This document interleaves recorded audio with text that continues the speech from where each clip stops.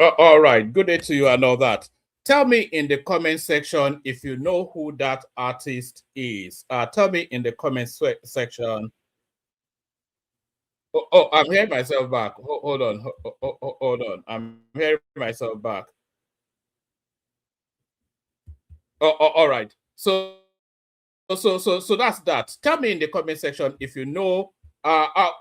Should there be a prize for whoever gets it right? It's out of your generational loop. Most of you, I suspect, because when did that even come? That's probably in the 70s thereabouts. Yes, it'll be around about the 70s. So I suspect that that particular classic right there is out of the generational loop of quite a lot of you. What are you guys? Is it not Davido now? That anything outside of Davido, nobody knows who it is. But tell me if you know that artist. I'm actually curious to know if anybody can get it right. Tell me in the comment section who the artist is. So tell me in the hold on. So I'm just doing something right here. So tell me in the comment section if you know who that artist is. Good day to you. Good to be your company. All that. Good day to you. Good to be your company. And how are you? So how are you? I hope you're having a gloriously wonderful day so far. Twice as nice. We are coming out for the second time today. So twice for luck. What is the thing for twice? Is it twice for luck? Two times for luck? Twice as nice. Always. The protocol remains the same. Click on the like button, just as I invite you to do so. Click on the like button. Please do that. We need numbers going up. We are on a mission to get 100,000 subscribers sometime this year. So actually, let me change the message so people are clear on what the agenda is. Hold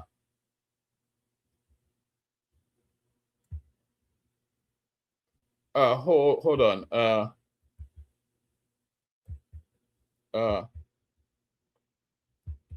Let me. I just want to put a notice up. We need 100K subscribers.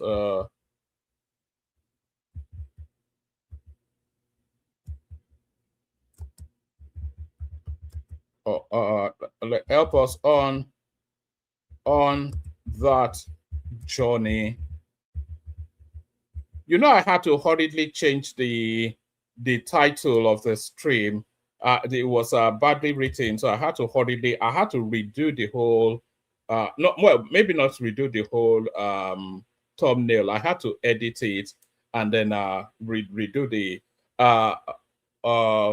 by being one of them, by being one of them. So just so we're clear on what the agenda is. So this is the game plan right here. We're on that journey to 100,000 subscribers. Look at our subscriber numbers, and we have ambitions that lofty. So we are on that journey to 100,000 subscribers. Help us on that journey by being one of them. So on the journey to 100,000 subscribers, so why is that thing? No, I don't like the way that looks actually. What do I do? Should I make that tall? All right. All right. So we're on our way to 100,000 subscribers. Help us on that journey by being one of them. On our way to 100,000 subscribers. Good day to you. Good to be in your company and all that. Good day to you. Good to be in your company and how are you? Hope you're having a gloriously wonderful day so far and hope the day gets better for spending time in the company of this Oyoalafe man. This is me. I'm from Oyoalafe. So hope the day gets even richer for spending time in the company of one man went to mow. One man went to mow, the eagle lands again. One man went to mow, the eagle has landed. So click on like, as I said. Click on subscribe if you haven't done that already.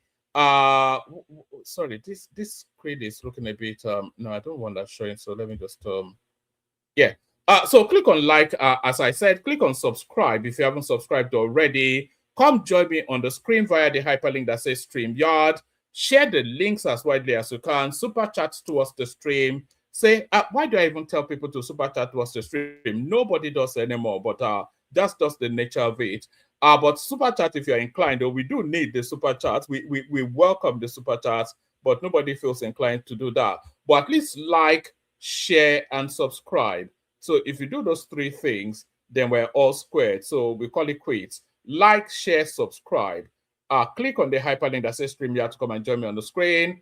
And say hello to me in the comment section. You know I have no friends, so be my friend for the moment that we spent together in the course of the stream. Saying hello is Ratel family, telling us that Akpabio will soon find out just the cut of the jib of the average Nigerian. So there's that's Ratel family right there.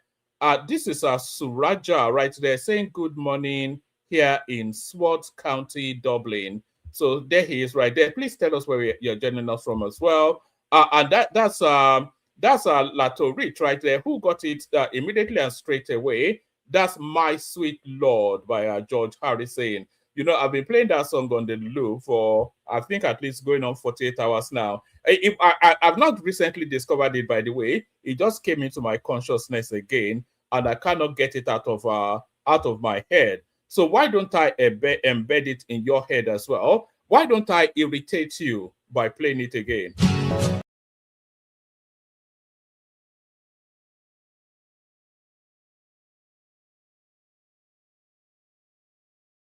So sorry, I was speaking, not knowing I was muted. So there it is right there, My Sweet Lord by George Harrison. It was a member of the Beatles. Some of you may or may not know he was a member of the Beatles, but that was a solo track.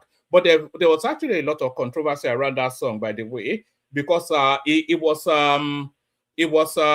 a seminal case of copyright, because he lifted the chords and the arrangements from a black female group, and they took him to court, and there was a whole lot of mess around that song. But nevertheless, it stands the test of time.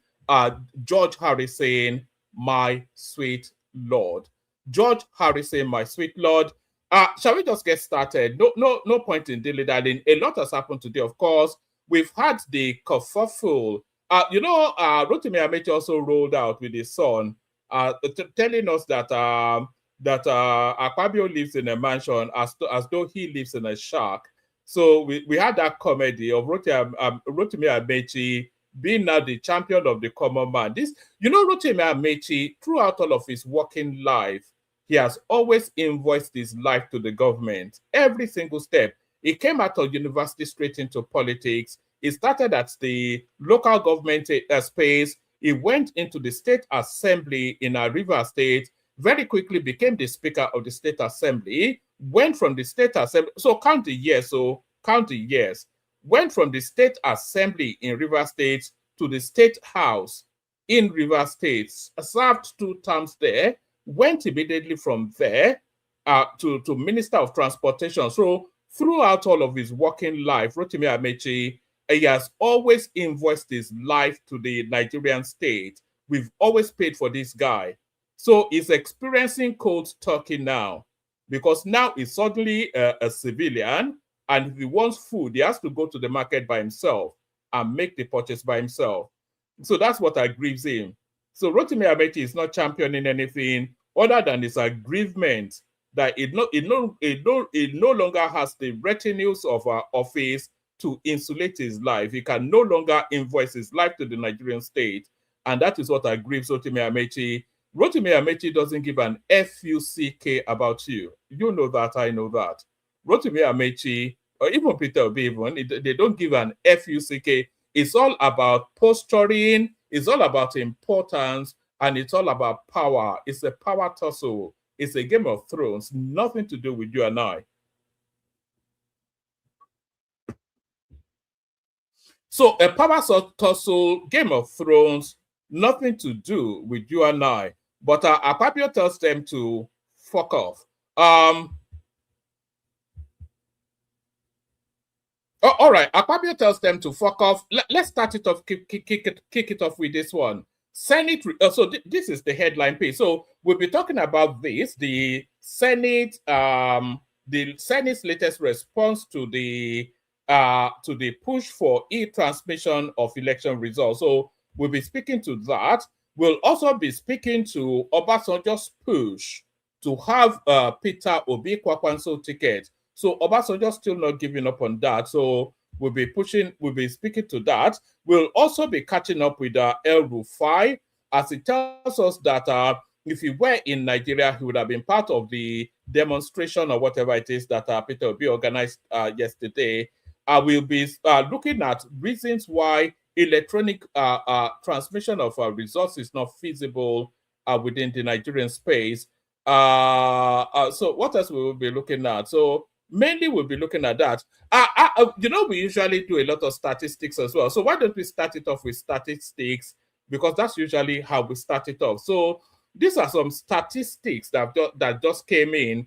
Estimated number of people with insufficient food consumption by state. So it's like the starvation list, people that cannot afford meals. So estimated number of people with insufficient food consumption by state. This is as at February the 5th, 2026. So nearly 8 million people are malnourished. It's a malnourishment list. That's essentially how to view it. It's a malnourishment list. So approximately 8 million people are malnourished in Kano State. Approximately 6 million people are malnourished in Lagos State. Approximately 6 million as well in Kaduna State, 4.3 million in Katsina State, 3.4 million in Yobe State, 3.4 million in Borno, 3 million in Gombe, 3 million also in Sokoto, 3 million in Adamawa, and 3 million in Jigawa. So with Lagos being the outlier, that list does not surprise anybody. Good to see you, HEKO. Good evening from Dallas, Texas. Good to see you. So outside of Lagos being an outlier, you have to understand that Lagos is a mega city. Lagos is one of the 5 mega cities or maybe 7 mega cities in the world. I think New Delhi is another one. So when you have a heavy concentration of people in a smallish geographical space, then that's a mega city. So Lagos is a mega city. So that might somewhat explain then why 6 million people might be malnourished. But as wealthy as Lagos is, nobody really should be malnourished in Lagos. I think it's more the people that are migrating to Lagos that are malnourished rather than the indigenous people. But outside of Lagos being the outlier, 9 out of the 10 states where people have insufficient food to eat, they are all in the north. And that explains, that doesn't come as a surprise, and that explains so many of the Malays. They breed like rabbit. They don't work at all. So that's the narrative of the north. Most employable universities in Nigeria. This is at 2022. So what this tells us then is that graduates from these particular universities are more lustered after than most other universities because of their preeminence and their premiership. So graduates from these universities are more lustered after than a graduate from other universities. So the most employable graduate comes out of University of Ibadan, because that comes as no surprise, the oldest university in Nigeria. But then the second two, they are new age universities. Babcock University, 64% of them are employable. Covenant University, 63%. OAU, 62%. Lagos State University comes fifth. Lagos State University seems to rank high in all of these university tertiary. You'd have thought Unilag, not Lagos State University, but Lagos State University is number 5 in terms of their desirability by employers. Unizik comes in at number 6. Ahmed Bello University comes in at number 7. Ekiti State University comes in at number 8. University of Nigeria, Nsukka, that is Peter Obi's alma mater, comes in at number 9. So even the university matrix rejects Peter Obi. University of Ilorin comes in as number 10. Yaba Tech comes in at number 11. University of Lagos, Unilag, comes in at number 12. So people desire more people from Yaba Tech than Unilag. That comes as a surprise to me. 13 Futo, 14 Futa, and 15 Lautech. So that is the They said, what is the metric of most employable universities in Nigeria 2022? Percentage of graduates in full-time employment. So I'm not quite sure what that tells us, but it surely tells us something. Imo State recorded highest rate of fraudulent government projects in 2024. So this is a Hope Uzodinma. So Imo State is the most fraudulent in terms of governance, closely followed by Lagos State, Kwara, Abia, Ogun, Oyo, Bauchi, etc. So that's the rogue list right there. We go on from that to... No, this is not where we're wanting to come. We go on from that to this. So we go on from that to this. States with highest rate of abandoned government projects: Taraba, Abia, Nasarawa, Adamawa, Ogun, Osun, Sokoto, Oyo, Ondo, and FCT. So Lagos, surprisingly, not on that list. So Speak Nandu seems to be the thing for Lagos State. So that's that one right there. That's the one we just looked at. So let's go on to this one. Let's go on to this one. Public project completion rates, lowest performing states in 2024. So this is the states that don't complete most of their projects. It's essentially public projects completion rates, lowest performing states in 2024: Delta, Ondo, Yobe, Benue, Adamawa, Oyo, Abia, Nasarawa, Plateau, Taraba, Sokoto, Lagos. So those are that's that list right there. Let's take one last list. Public project completion rates. I think we just did this, did we? I think we should be on this one now, should we? Most employable courses in Nigeria. So, you know, when you go do media studies, you will never go to get a job, but lawyers will get a job. Elect, electronic, electrical, they will get a job. Chemical engineering gets a job. Accountancy, computer science, mathematics, food science and technology. So who employs somebody that graduates in food science and technology? What's their niche in the market? They are more employable than somebody that studied economics, mechanical engineering, banking and finance, civil engineering, computer engineering, English and literature, mass communications, microbiology. Why would anybody study microbiology in Nigeria? That's the question, really. A country that has no science base. So that's that. So now let's not go back to where we wanted to start. Senate. Let me hold on. And by the way, you can start coming into the studio if you feel inclined.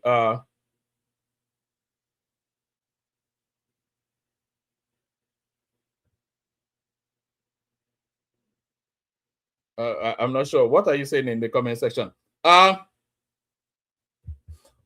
right. Senate reverses stance to allow e-transmission of election results, retains manual backup. So this headline is somewhat misleading because for all that happened, everything changed but remains the same. It's essentially the summation of what transpired in the Senate today. Senate reverses stance to allow e-transmission of election results, retains manual backup.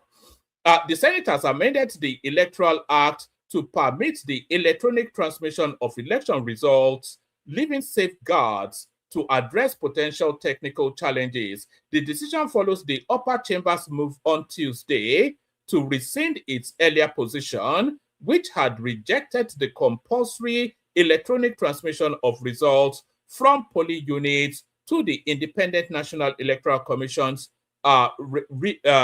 result viewing portal, IREV. Following the new amendment, so if you look at the new amendment, it's a case of everything changes but remains the same. Following the new amendment, the Senate approved electronic transmission, but note this, so without the real-time phrase. So everything still changes. So it's an optional choice still. It's an optional choice still, because what they pushed for was to have the Senate mandate INEC to transfer electoral results compulsorily in real time. So that's what they were pushing for. But Akpabio gives them the middle finger. So let's take it from top again.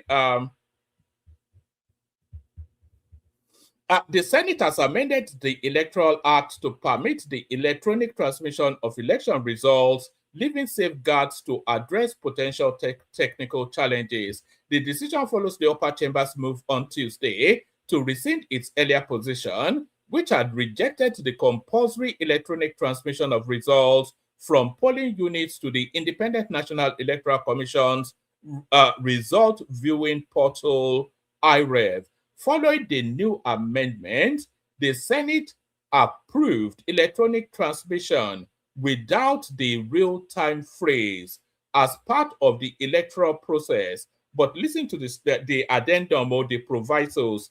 Following the new amendment, the Senate approved electronic transmission without the real-time phrase as part of the electoral process, but stipulated that where internet connectivity fails, the form EC8A will remain the primary instrument for result correlation. So everything changes but remains. I cannot say what was achieved by this rewording. It's still pretty much what they said previously. You have the option to electronically transfer, or if you are not capacitated to. Under the proposal, electronic transmission will serve as the primary method of uploading results. However, in the event of technical challenges such as network failure, the motion provides for a fallback option, allowing the manual transmission of results using form EC8A, duly signed and stamped by the presiding officer. The proposal, however, sparked concerns amongst lawmakers, particularly over the reliance on form EC8A as the primary source of election results where dispute arises. So there it is right there. The differing view led to sharp divisions. I wonder if we can play a clip.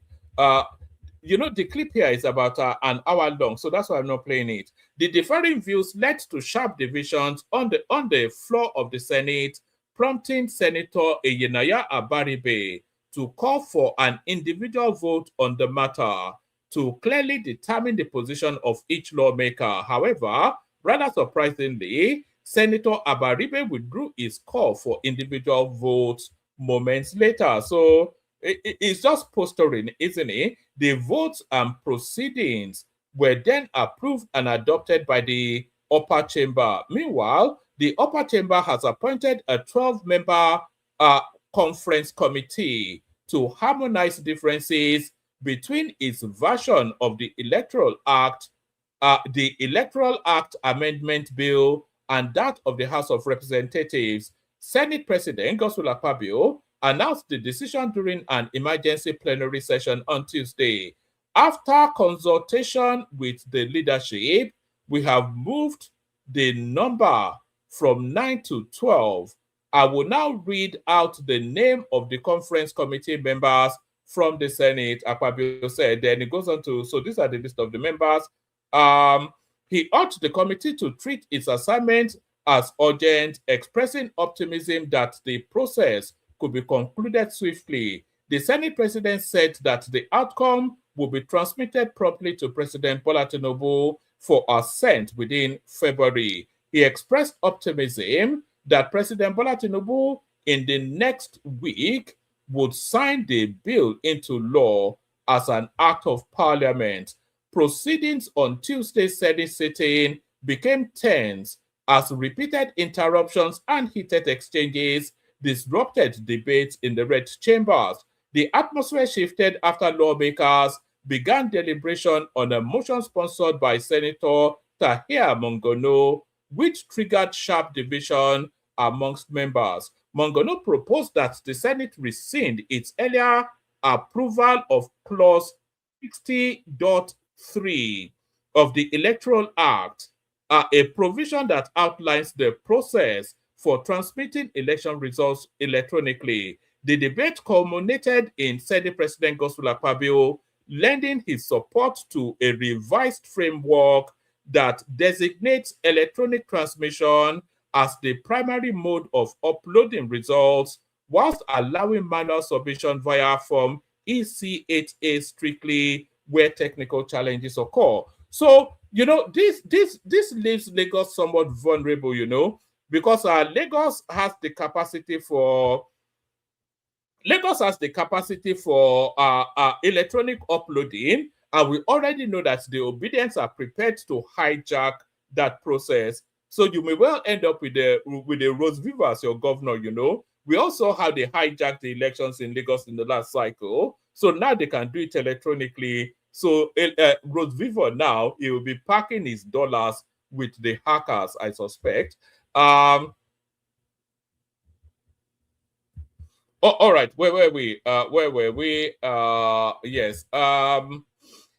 The Senate's emergency plenary session followed mounting public outrage over recent changes to the Electoral Act, with particular attention on provisions governing the electronic transmission of election results. At the heart of the dispute is Clause 60, sub 3, which the Senate amended last week by removing the requirement for real-time electronic transmission. Instead, lawmakers retained the 2022 Electoral Act provision, granting the Independent National Electoral Commission (INEC) the discretion to determine how election results are transmitted. The decision sparked nationwide protest, including the Occupy National Assembly demonstration in Abuja. Civil society groups, opposition parties, and high-profile political figures such as Peter Obi and Rotimi Amechi joined the calls for mandatory real-time electronic transmission,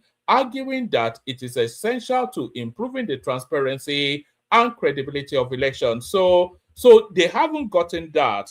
So real time was not added to the addendum added to the law that was passed. So this is an addendum, by the way, not a rewrite, and it's not a rescension. Nothing was rescinded. It's an addendum. It's an add-on rather than a rewrite. So nothing new comes out. So they recommend that electronic upload should be the first part of process that INEC should follow. So that should be their first attempt to submit the results. But where technical difficulty comes into play, then they can revert to what had always been the system. So it's still discretionary because, of course, we know that we don't have internet connectivity in Nigeria. So that's that. So that's essentially Godswill Akpabio inviting these dizzy rascals from the obedient space, to go and to take a running jump. Nigeria not technologically ready for real-time election results. APC chieftain Biodun Ajiboye. So I think we all universally know that. Anyway, I'm not quite sure what these people are actually saying. Go and buy Starlinks. Go and buy Starlinks. That's how ludicrous the narrative is. APC chieftain Biodun Ajiboye says Nigeria is not ready for real-time transmission of election results due to poor infrastructure, which is exactly what I've always said.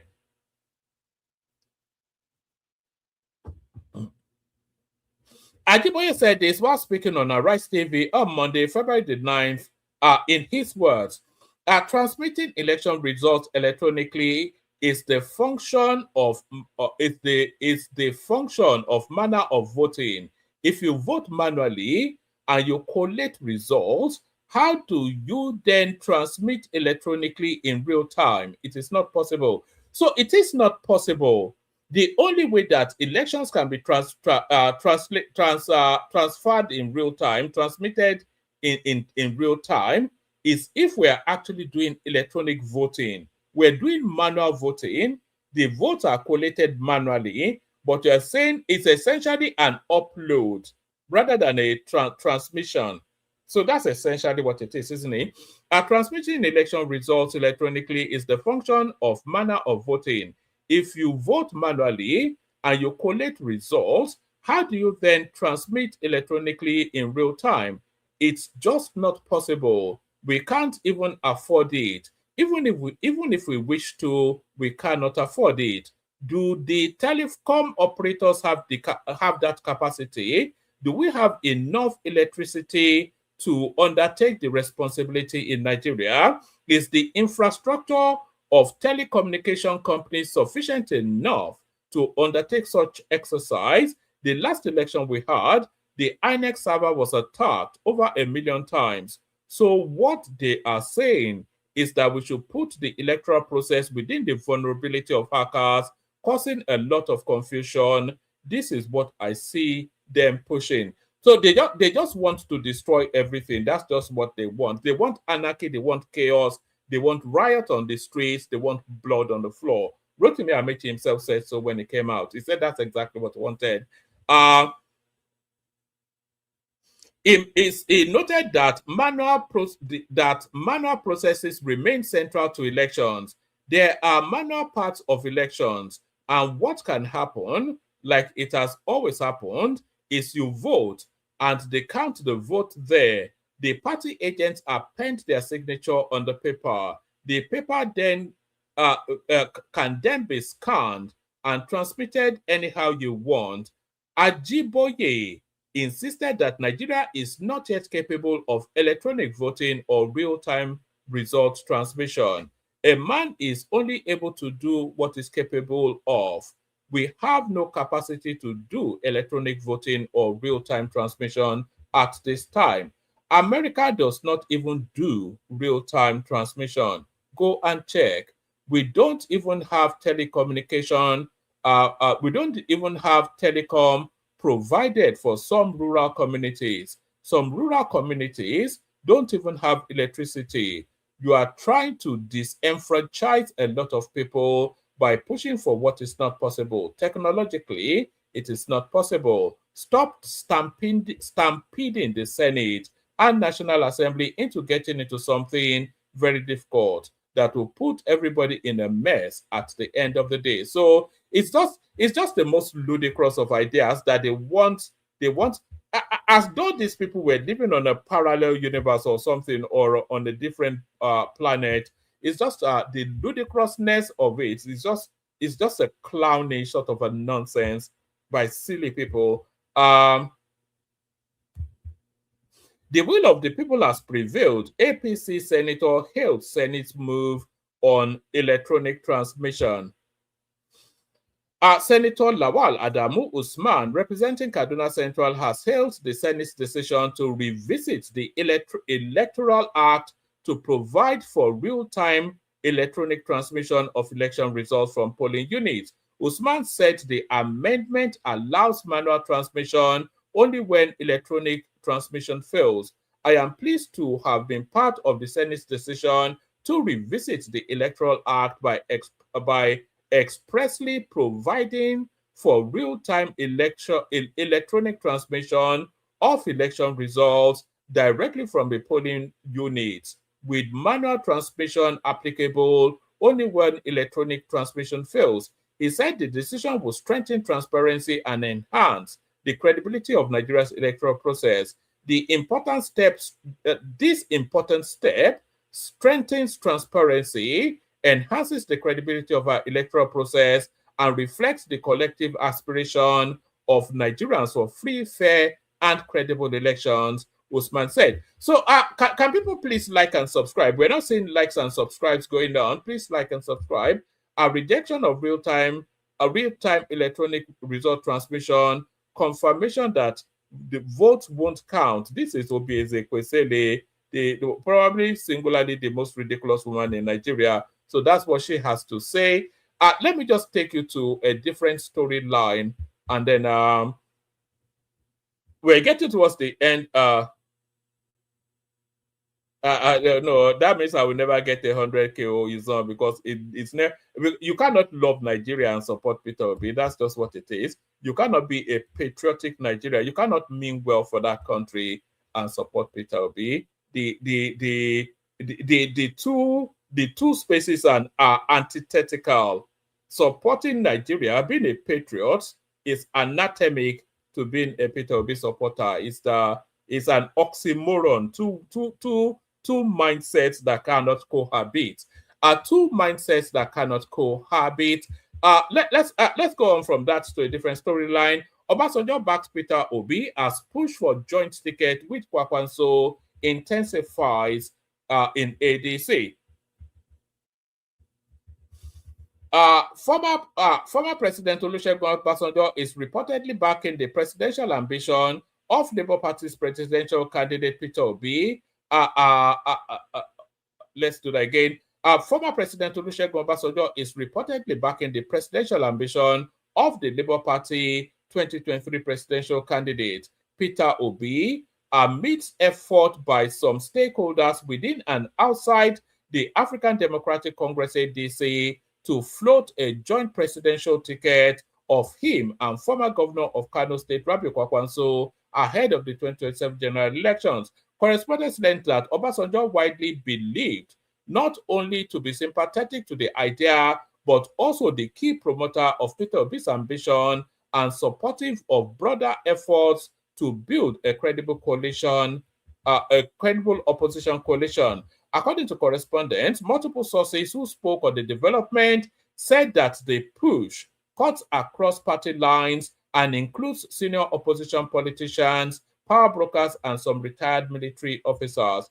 The renewed push comes after the 2023 elections, in which both Peter Obi and Kwakwanso reported largely regional performances, and Obasanjo is reportedly encouraging the joint ticket because the duo represents a more viable alternative to the All Progressive Congress APC than any standalone candidacy. Speaking on the development, Obasanjo's media aide Kehinde Akinyemi confirmed that the former president continues to support Peter Obi's presidential ambition as he did in 2023. He said, "That one I can confirm. Yes, I can't confirm his support for Obi's presidential ambition." Akinyemi denied knowledge of any meeting directly or directive by Obasanjo to ADC leaders to produce an Obi Kwakwanso ticket. He said, "How do I know if they gave a mandate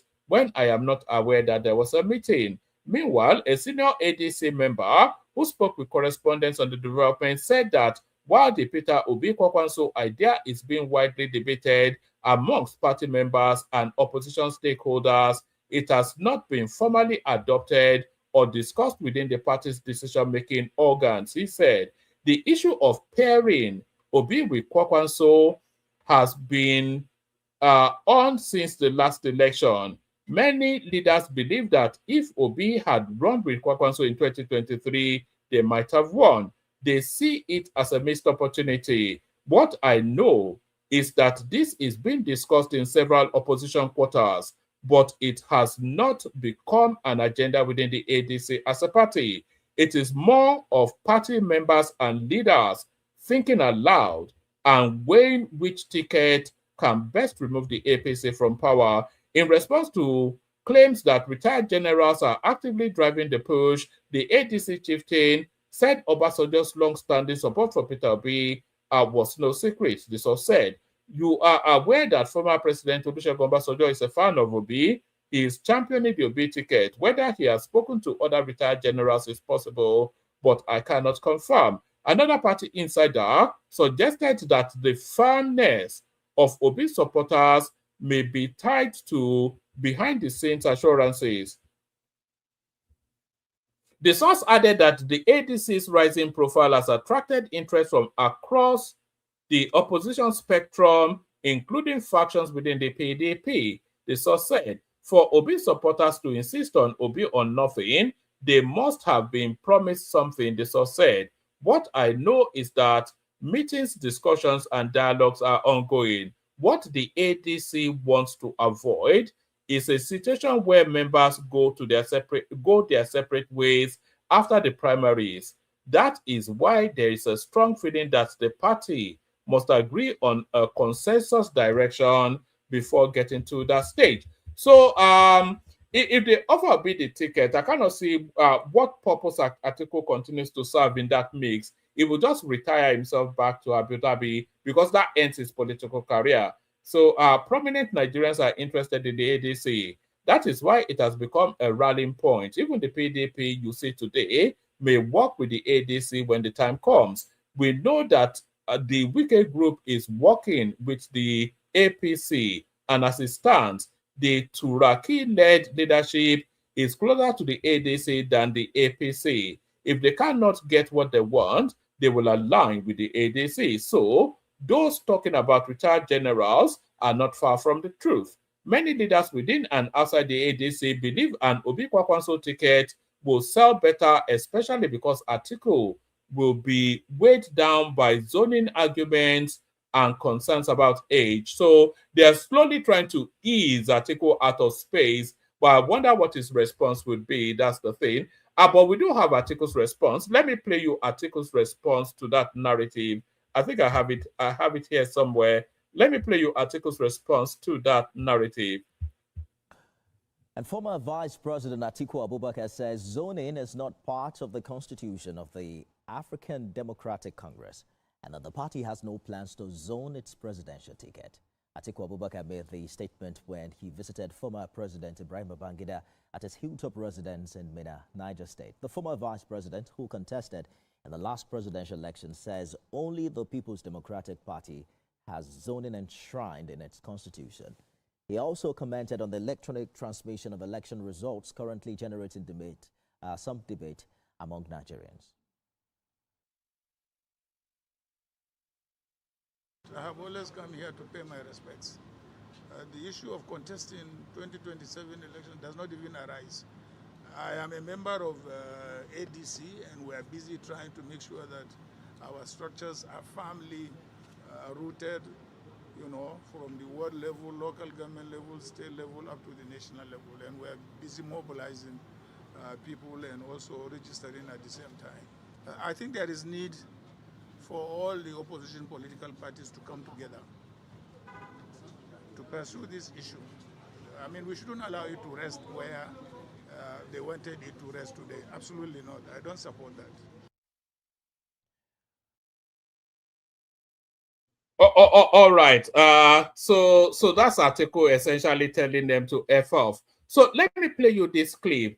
What has Tinubu done? What has Tinubu done? Tinubu has done a lot. He is building you a brand spanking new airport in Lagos State. And here is the progress report so far. Tell me if you can hear it in the comment section. We've been having problems with playing these clips on the stream recently.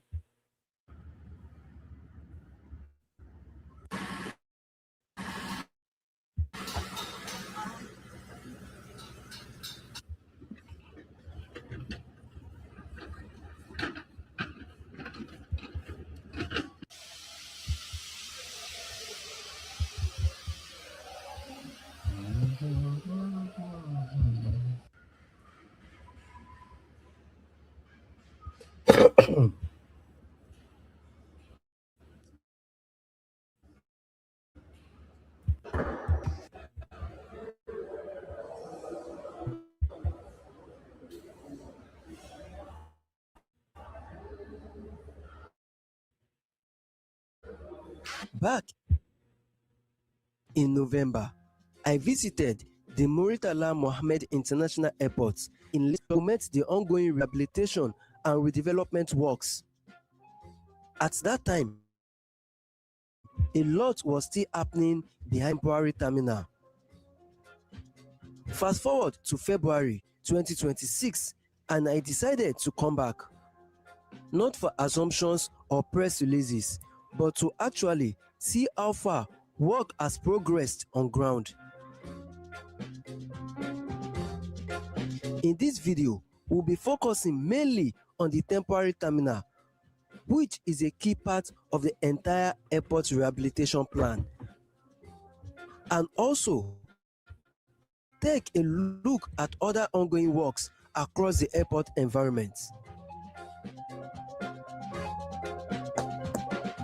If you care about infrastructure, aviation, and how Nigeria's busiest international airport is being reworked, this video is for you. Hi everyone, welcome back to my channel. My name is Belao. Today I am back at the Muritala Mohammed International Airport in Lagos to show you an update of the reconstruction work ongoing presently right here. All right. I'll just leave it there. It goes on for about 11 minutes, so I'll leave that there. There's one more thing I want to show you. This is, this American continuing presence in Nigeria. It continues to continue. Let me show you this. They are now sending in troops to Nigeria. Slowly, we're being colonized. Potentially as many as 300 have been killed.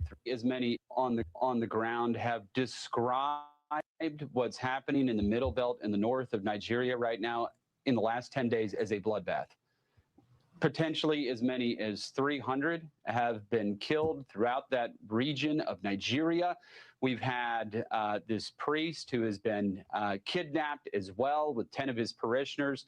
3 of them were killed in one of the states of Nigeria where we had about 150 people killed. And I will point out, a lot of those were Muslims actually that were refusing to submit to Sharia law and were trying to follow the Constitution of Nigeria. They were killed, but amongst those were also Christians, and they were burned inside of a church. They set it on fire. So it's just wanton death and murder and destruction that continues. But working with the administration, we are making steps in the right direction to address this persecution. The president is very singularly focused on addressing this. We now have special forces in Nigeria in a non-combative manner. They're there assisting the Nigerians. We have just signed a security cooperation roadmap with the Nigerian government and their military to continue to work on this. And we have also conditioned their security assistance in the last state foreign operations bill and appropriations that was just signed into law by President Trump. Yeah, this is a lot of movement. You were talking about that one area, and residents told Reuters the attackers that hit their village were jihadists. In fact, these Islamic radical jihadists are what are being pointed to. You and I have talked about them before. They had been preaching inside their village, urging the locals to abandon Nigeria's state and their religion, Christianity, and adopt Sharia rule. When the villagers refused, the militants opened fire on them. So you're right, it's not just the people who are already Christians, it's those who might be open to helping Christians at this point. And I know that Nigeria's president, Tinubu, has said that they've deployed an army battalion to some of these areas. Are we making enough difference to where he's going to take some real action now? Yes, but one of those actions that he needs to take, and he has said, he stated this publicly just when he was prior to being president, was in the Senate, or governor rather, is that he wanted to see a federalized police force, which is absolutely something that has to happen. Each state has to have the ability to secure their own people. Right now, you just have the police force in Abuja. It's a national police force. We need to arm the different police forces of the states throughout Nigeria to be able to protect the Christians that are being martyred throughout this country and provide security in a country that is facing massive insecurity challenges because of this centralized control right now that's been taking place. Well, look, Congressman Moore, I know you've been all over this. Religious freedom is something that we stand for in this country. And when we see light being covered by darkness, we want to help. Thank you for all that you're doing. And thank you for the latest on all of this. Thank you. God bless you. Right. I actually saw it being reported on some Arabian network that 200 troops, let me see, where did I say it? That 200 troops had been sent to Nigeria. I did have it lined up. Where is it? Oh, yes. Let me bring it up again, actually. 200 troops have been sent to Nigeria by the Yanks. 200. So in essence, the Americans now have boots on the ground in Nigeria. So this is the new Arab. This is the platform. This is coming out of the Middle East. U.S. to send 200 troops to Nigeria to train African nations military. So that's how we start. So very soon they will replace Tinubu with Marco Rubio as they did in Venezuela. The United States is planning to send about 200 troops to Nigeria to train the African nation's military to fight Islamic militants, a U.S. official said on Tuesday, weeks after President Donald Trump ordered airstrikes against what he called Islamic State group targets. The U.S. military said last week it sent a small team of troops to Nigeria without specifying a number, marking the first acknowledgement of the United States forces on the ground since Washington struck on Christmas Day. Trump has said there could be more U.S. military actions in Nigeria, and Reuters has reported that the U.S. has been conducting surveillance flights over the country from Ghana since at least late November. The U.S. official said the 200 troops will supplement a handful of U.S. military personnel already in Nigeria to help local forces. U.S. Africa Command did not immediately respond to a request for comment. Nigeria has come under intense pressure from Washington to act after Trump alleged the West African nation was failing to protect Christians from Islamic militants operating in the Northwest. So there it is right there. More and more troops before. But I don't actually object to all this, by the way. It's alarming that very soon they will have a military base in Nigeria. I hope it happens quickly. We need that American military base. So that's the presentation. I'll send the link again. If you want to come in and have a conversation, please come in and do. Please make sure you're subscribing. We're not seeing numbers going up. Like and subscribe. If you haven't done that already, please do. If it doesn't jar your senses to like and subscribe, then immediately do that. So we play a little bit of music, give you time to come into the studio. You already know the song we're going to be playing anyway. You know that song doesn't actually offer anything in terms of poetic substance, but it's the guitar. It's the guitar that makes that song. It is the guitar.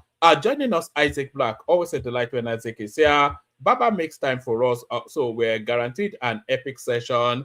And to make it even grander, we have Talk Now. So those are the assembles so far. Anybody else that wants to hop on. Please, people, make sure you're liking and subscribing. Numbers are not going up. Numbers should go up. Like and subscribe. Oh, we should have a ticker, a banner running, actually telling you that. Yes. All right. Let's start it off. Kick it off. Let's kick it off with Baba in deference to his presence. So we do 5-7 minutes monologue. It's only a few of us here. Baba, floor is yours. Do you know that song, by the way? George Harrison. That's a throwback. Surprisingly, I don't know. You don't? You were never part of the Beatles, that sort of movement? No, I was, but I can't remember that song. Maybe because it's just I don't think I cannot. I didn't remember. I follow the Beatles, but I didn't follow their career individually, like George Harrison, the late Lennon, and all the rest. George McCartney and all the rest. Ainzon, come on board. Come on, let's write together. Let's reason together, please. Yes, thank you, one man. It's a militant now. Yeah, I salute you, Isaac, and Talk Now. Thanks for the privilege of putting me to speak first. Commentariat, I salute you also, and our esteemed viewers. Please don't forget to click the like button and subscribe if you haven't done so. Thanks for listening and watching too. Yes, the two topics actually I followed in the morning. This issue of electronic e-voting or e-trans, whatever they call it. I think there are two things I really want to correct, because these people who make loud noises and they claim the people, we the people. For God's sake, Nigeria is over 200 million people, according to. So when about 400 of you line up are making all the noises and you claim you are protesting. And I think most of these people, they think Nigeria started in the year 2000. No, Nigeria didn't start in the year 2000. Nigeria goes way back. And if they lived in my own era when we were still young, we were once young. Look, Ali must go protest. Ali must go protest. The crowd started from Yaba to Central Lagos, because that was the seat of government then, without a breathing space between the crowd, because all about workers, all about students, because as soon as they are coming, the Igbobi College, the Baptist Academy College will start the journey, join through Unilaga, Koka, or Lagos City College. As you go along, the schools are waiting, the market people are waiting. You count hundreds of thousands of people. This one, they just come and say, people are dying, people are crying, who are they? These miscreants?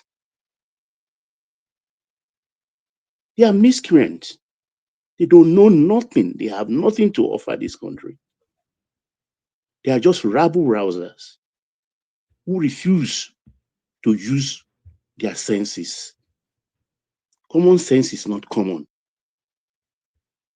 And at the end of the day, they think the people that are in power today, they are people they can railroad, the people they can stampede. At the end of the day, what did they pass?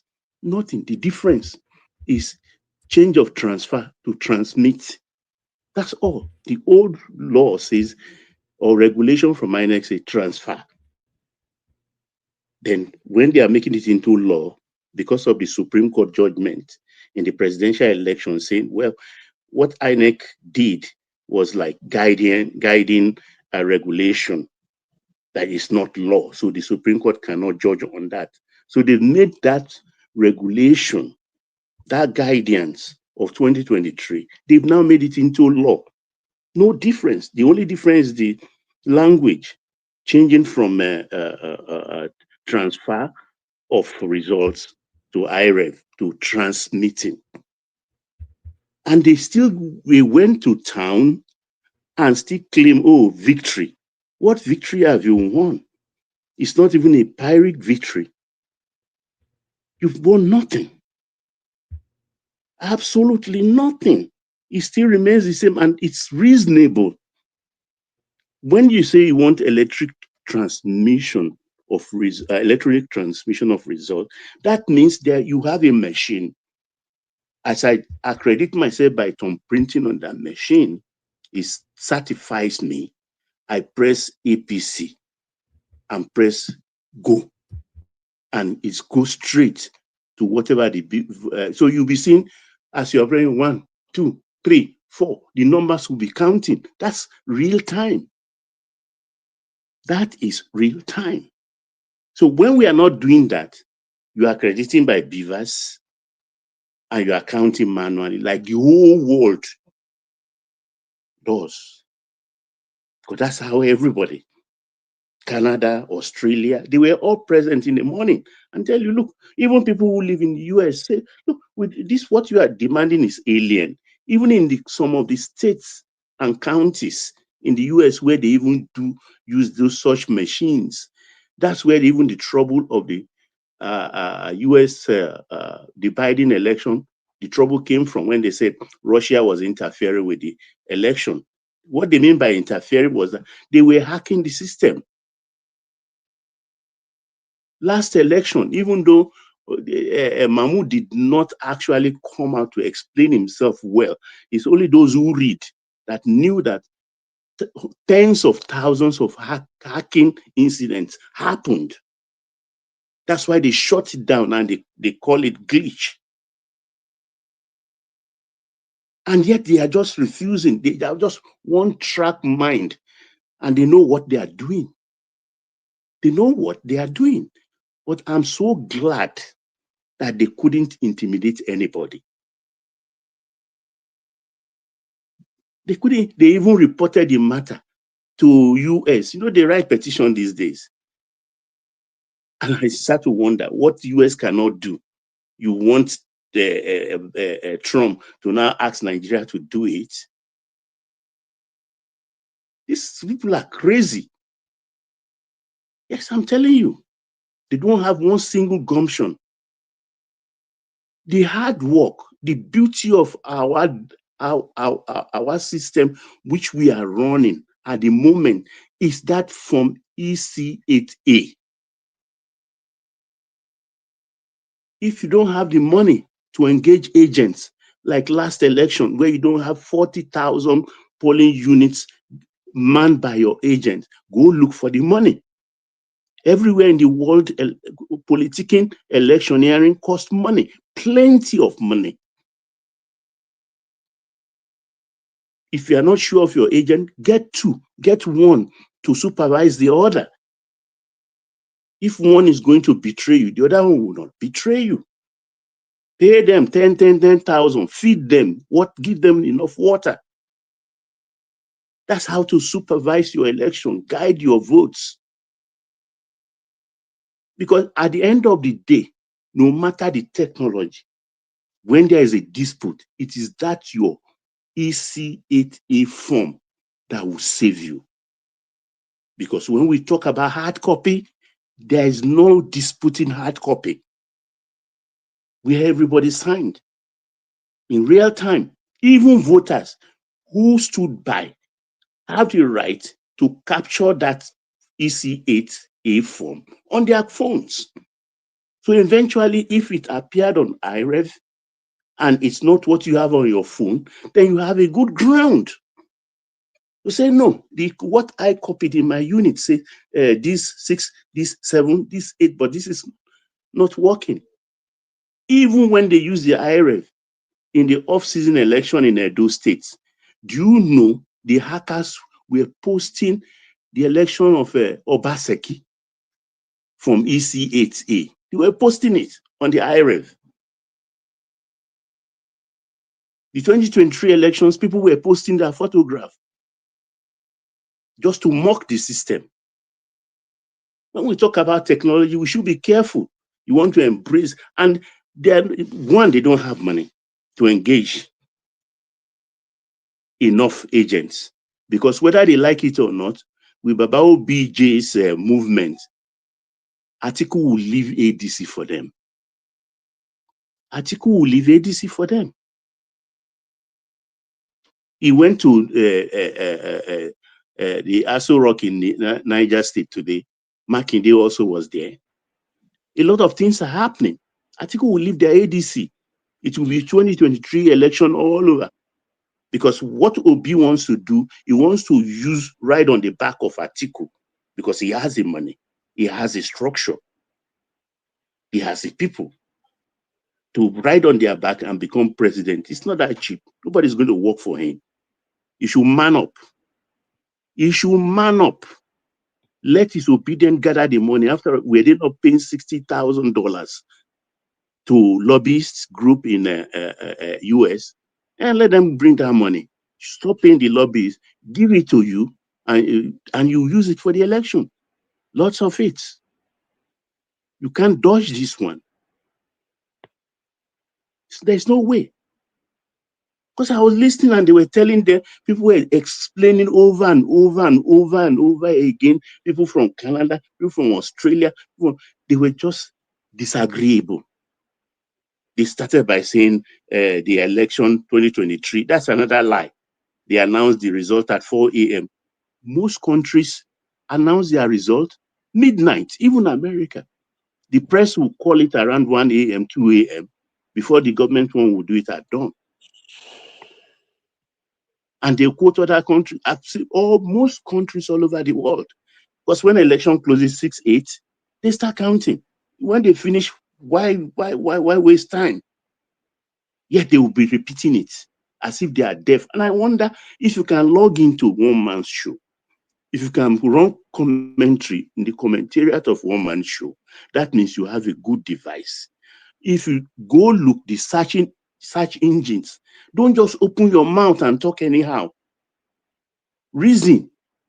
If you are not too sure, Google it. Chat it with on ChatGPT.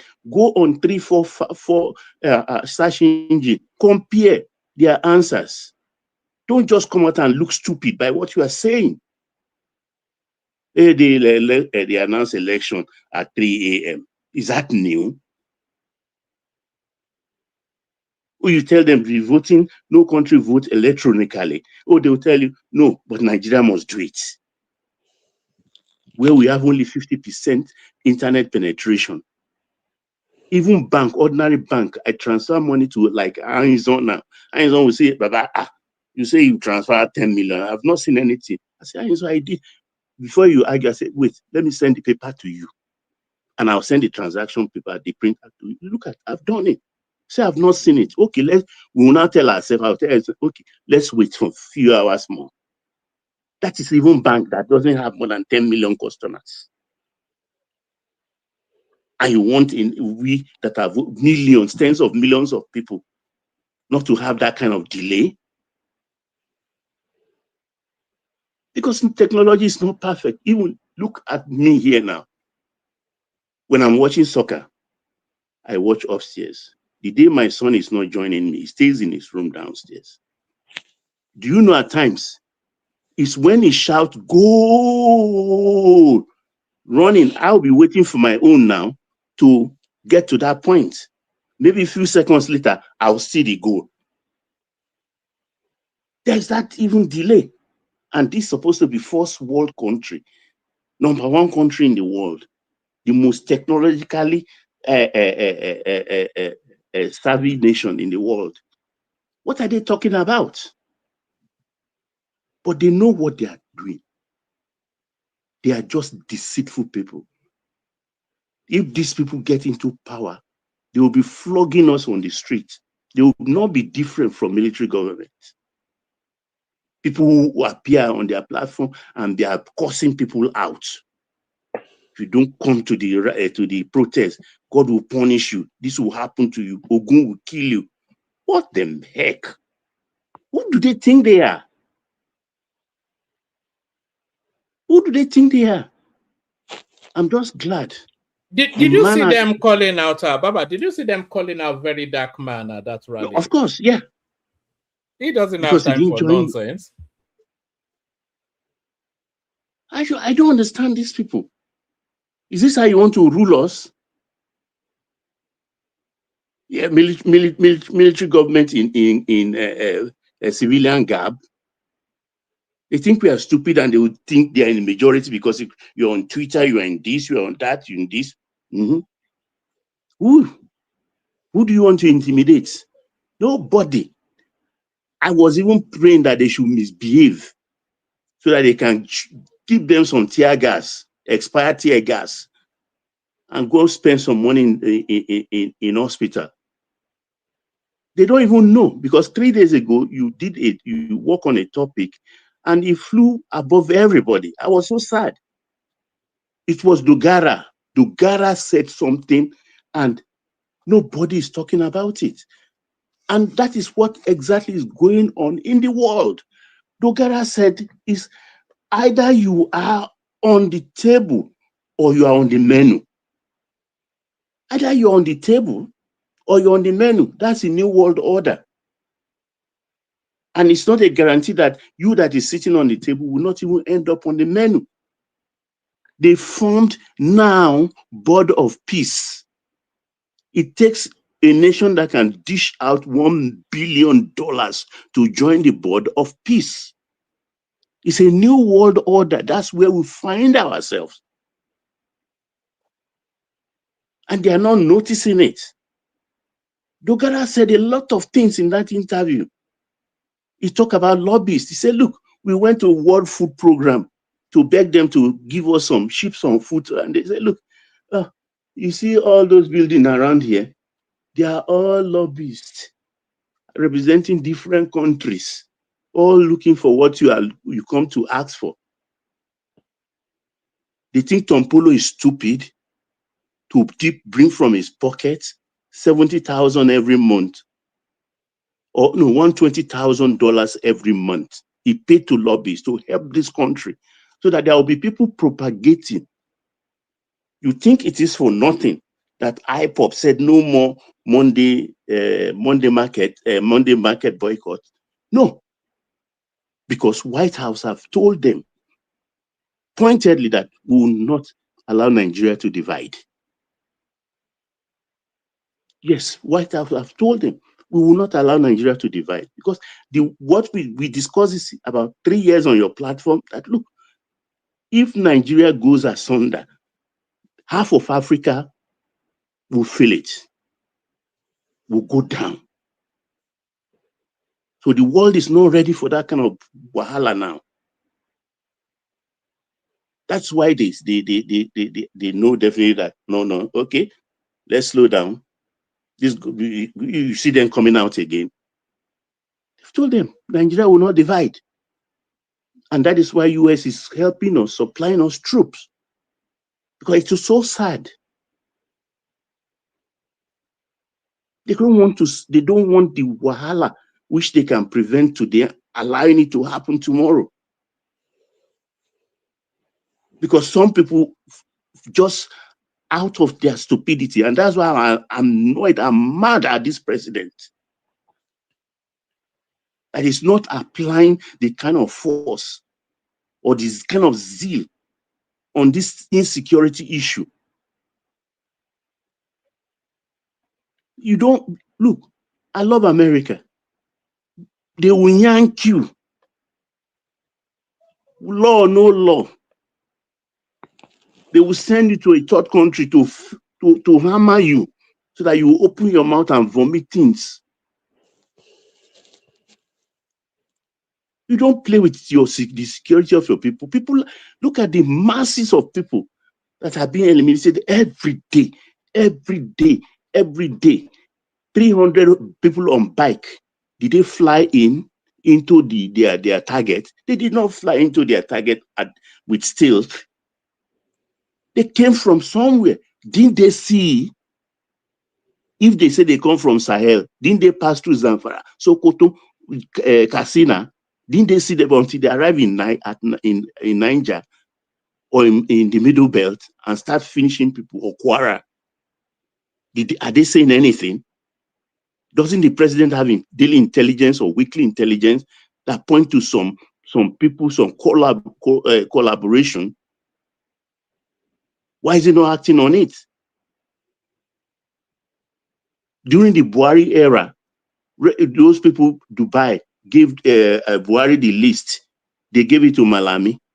Malami only locked the people up. He didn't charge them to any court. The excuse he gave, no judge wants to take the cases. They don't want anything to do with terrorism in their courts. What kind of excuse is that? Is that what you are telling us to, Mr. President? Already we sit here, all of us, we know that there are people we know, pinpointed, that will have a hand in it. With evidence or no evidence, drag them in. The people who support you, they will hail you, because we don't like the utterances of those people.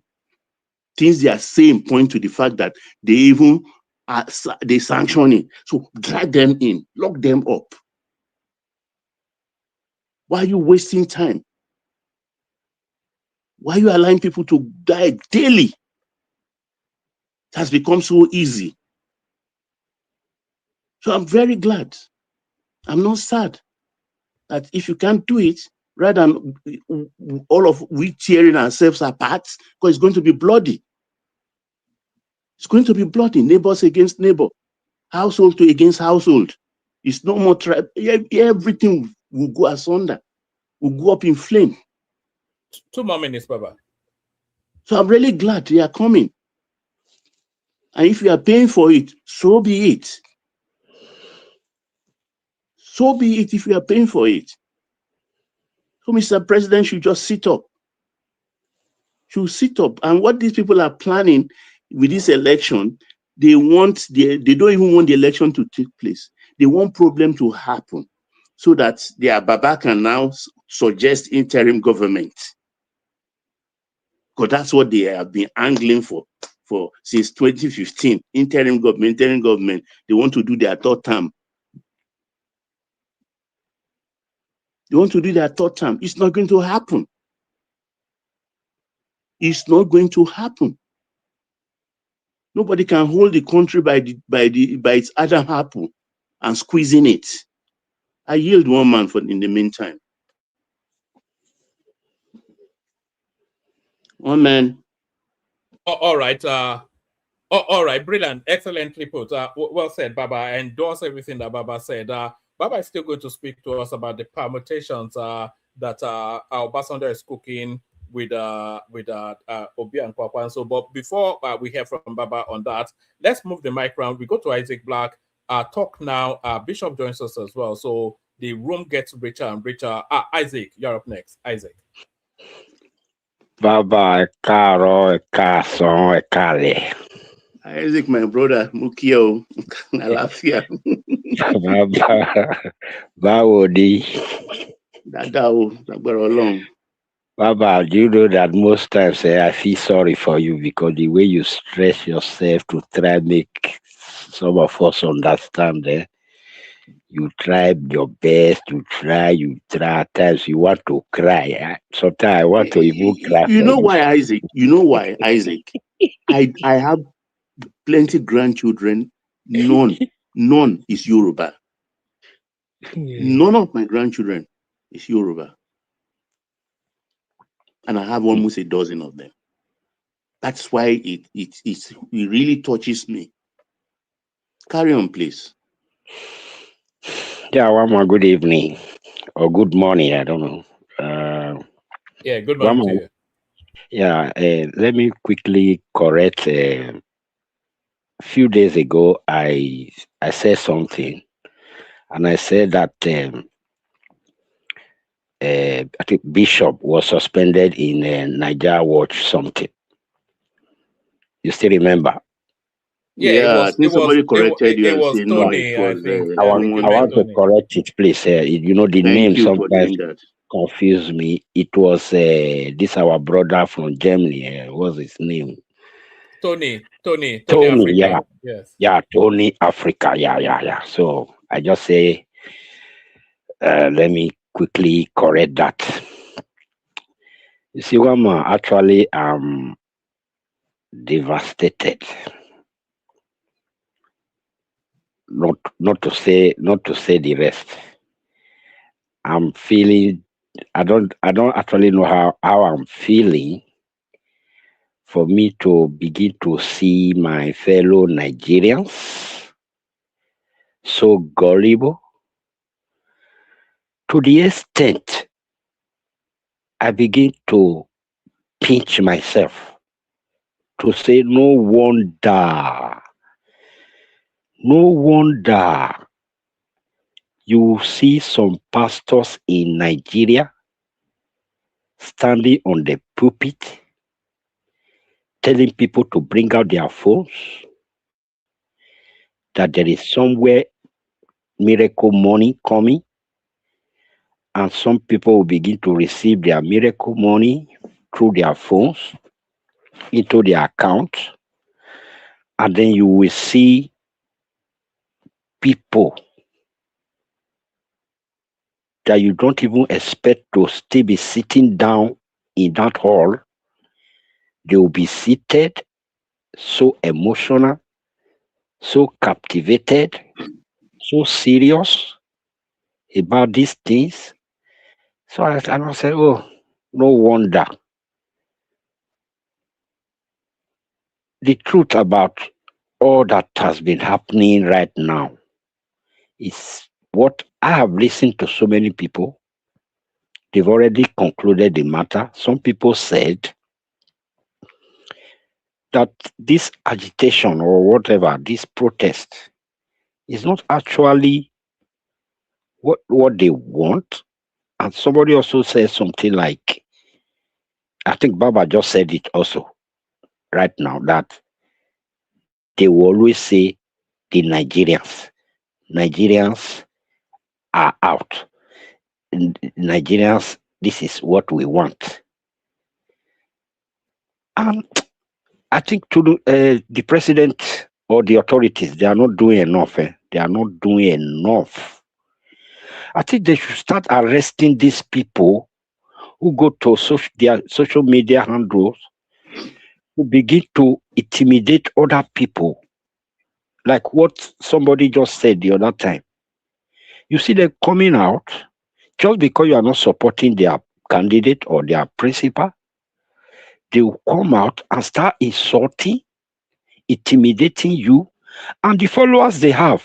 That is how they were able to captivate them, because a lot of them are afraid. I don't want to be insulted, so they just say, let me join them. That's the only followers they have. When they said they want to come out for the protest, I was expecting the Nigerians. They are saying Nigerians, Nigerians. I watched through the first day, the second day. I was looking for the Nigerians. The only people I saw there is the Mama P, the one that use red tie, the one they call Peter Tosh, not Peter, that one that is always quoting his language. Then I saw who is there. In fact, these social media, those people that are using these things to just build their social media, this thing, and they are like you said, to get $1. I think Wama said it, just to get $1 for the day. Like that one with some dada hair. So I was surprised. These are the people they said they are the Nigerians. And then they count you and me out. They count Baba out. They count reasonable people out that they are not Nigerians. That these ruffians, these Agberos, these non-entities, that they are the Nigerians. It's so annoying. So annoying that sometimes you like, what's happening to us? Obi came. Your principal came. Standing in front of the media. One man, you played that video. Even without you playing it, we all go to social media to listen to these people. He stood in front of the media. They were asking him, why are you here? What are you looking for? Why are you here? You know what he started saying? Yeah, we are here because we want all these things to be done right, so that we will ask people the school that those that go to the primary school they went to, the secondary school they went to, if they attended their certificate. I was surprised that so that is what you came out to protest, so that they will help you ask them the primary school they went to. I hope you all watched the Obi's response when the media was before him. Then he now added the Ire,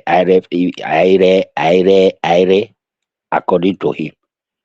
And then Aisha is always by his side to put words in his mouth.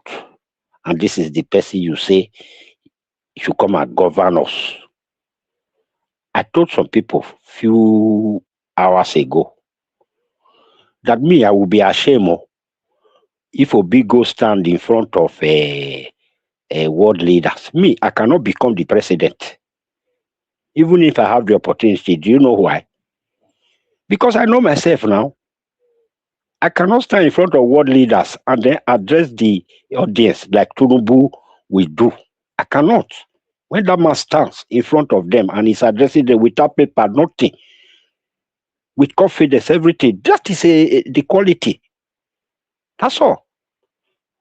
Can you put Obi in the front of reasonable people and then representing Nigeria? What is he going to say to start with? Nothing.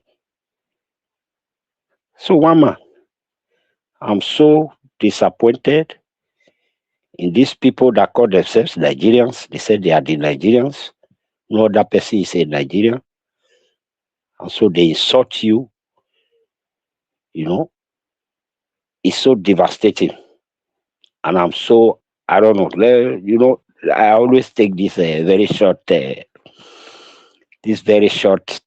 moment. And if there's any need for me to come later, I'll just also more views. Thank you very much, Wama. Thanks for your good work. All right. Thank you, Isaac. And Isaac, join us just as often as you can, because your commentaries always get, because I get a lot of response. You may not know, but people send me, especially on Instagram, they send me feedbacks all the time, and they see you as somewhat like a steady, no nonsense sort of. Some of us sometimes we're lost in our own funk, but you always cut through all the bullshit and you deliver it straight. So that's Isaac right there, one of the stalwarts of the platform. We go from Isaac to Talk Now. Talk Now, floor is yours. So is this controversy now? So hopefully they've put an end to it. But what does it even mean? We see how it plays out in the election, and we already know where the litigation is going to come from. It's going to be wrapped around this narrative of e-transmission, no e-transmission. But what did you make of what transpired at the Senators today? Talk Now. One man. Oga Kwata báwo ni? How you doing, sir? I do. Yeah. Baba, good day. I salute you, my friend. How are you? I'm good. Great. Yeah. It's been an interesting one for the past will I say 3-4 days. One of the challenges with Nigerians is that we tend to wait till last minute to challenge positions. This is what I mean. So they've been having public hearing about this, and I'm aware of this. They've been having different discussions. The House committee, they had different public hearings. Yeah, 2 years ago. They started 2 years ago, according to our Baribe. Yeah. And even the opposition were involved. All of them agreed and came to a position. Now, for people to wake up and make it look like it's something that they just decided now is just somewhat funny, Of course, opposition will be opposition. And even when they pass the law, at the end of the day, opposition agreed to the one they passed. At the end of the day, there's no difference between the previous law and the current one. Relatively, the difference is very minute. The other one was transfer. This one is transmission, and they also allowed manual. So what's the difference? Assuming even if they said transmission, it's not going to make any difference. Transfer, transmission to IREF. So what difference does that make? There's absolutely no difference. At the end of the day, when you get to court, once there is a confusion with respect to IREF, what the court will wait for is INEC's certified copy that was signed by every agent. That's what the court will use at the end of the day. So for me, nothing has changed. For me, I feel it's the same thing. There is no difference. The only thing is now the court can accept the IREF as evidence. That's what it is now. So the only challenge is once they submit another evidence that has been hacked, it becomes null and void. Then the optional manual one will now be taken. So at the end of the day, nothing has changed, really. And let's think about it thoroughly. So if they say transmission online real time, so what it means is if there's anything happens within a polling unit and the transmission was not done, that means that polling unit is null and void. That result is null and void. Is that what we are expecting? I mean, in every law, they have to draw a balance and understand that technology will not be the ultimate thing that would determine the law. Even in the United States, as good as they are, I'm not sure they are doing comprehensive transmission of results. No, they don't. They just have agents that give them those results and they present it as it is on TV. That's what it is. So I think the opposition went there to act, to do some skits, but it's important that I don't think they understood what they went there for. First of all, the likes of Einaya Baribe also withdrew his motion. Just today, I was watching it live. Einaya Baribe raised a motion and he withdrew that motion. In fact, he pleaded to withdraw his motion. They were ready to vote right there and then. You know, when politicians do stuff, they just push people around. They just, you know, they laugh at people when they create their own drama. You know, what happened in the House of Assembly? It's okay. They went there, they protested, but what's the basis of the protest? At the end of the day, nothing. There's no value added to the whole thing. As far as I'm concerned, it's a good thing. I think the election is already determined. I will say it again. The story of Obi or Kwankwaso, I don't know if it's people that are online that are just selling all that. Those things, I don't know how it will work. First of all, the Kwankwaso that's an Obasanjo project. But in terms of its viability, is it not more potent than an Obi Atiku ticket? Kwankwaso is aware that if he comes under Obi, his political career is gone. He's not going to do it.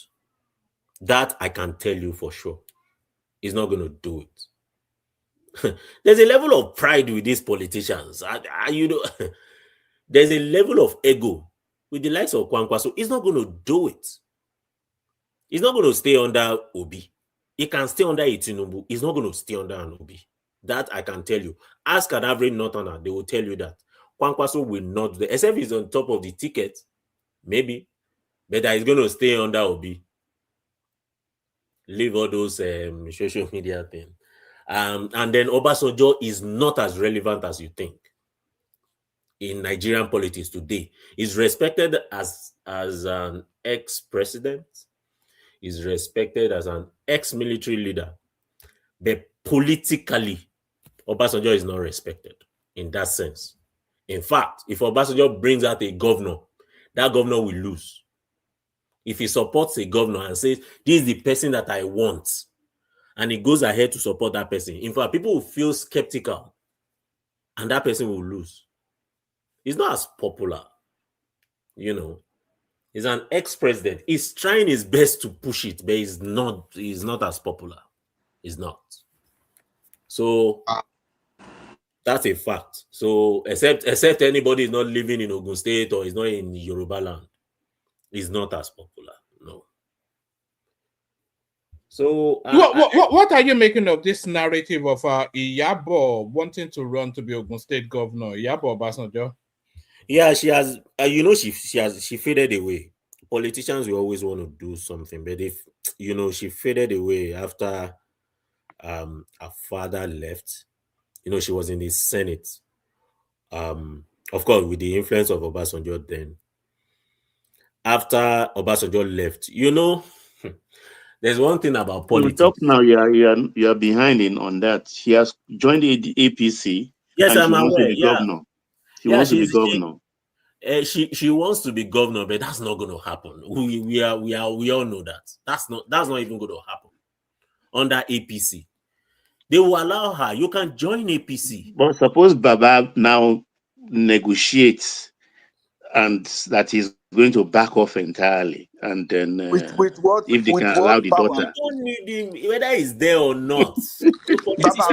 I'm just thinking, I'm thinking aloud. Baba, with what is he going to negotiate? If you want to what is he going to negotiate? Exactly. To the table what does Obasanjo? What does Obasanjo? Baba, you remember he had a governor in 2000 and is it 2011 now? Olurin. Yes. Yes. He brought Olurin and he lost woefully. Yeah. So he's not as popular. In fact, Obasanjo cannot win his polling booth. I was just thinking aloud. It is what it is.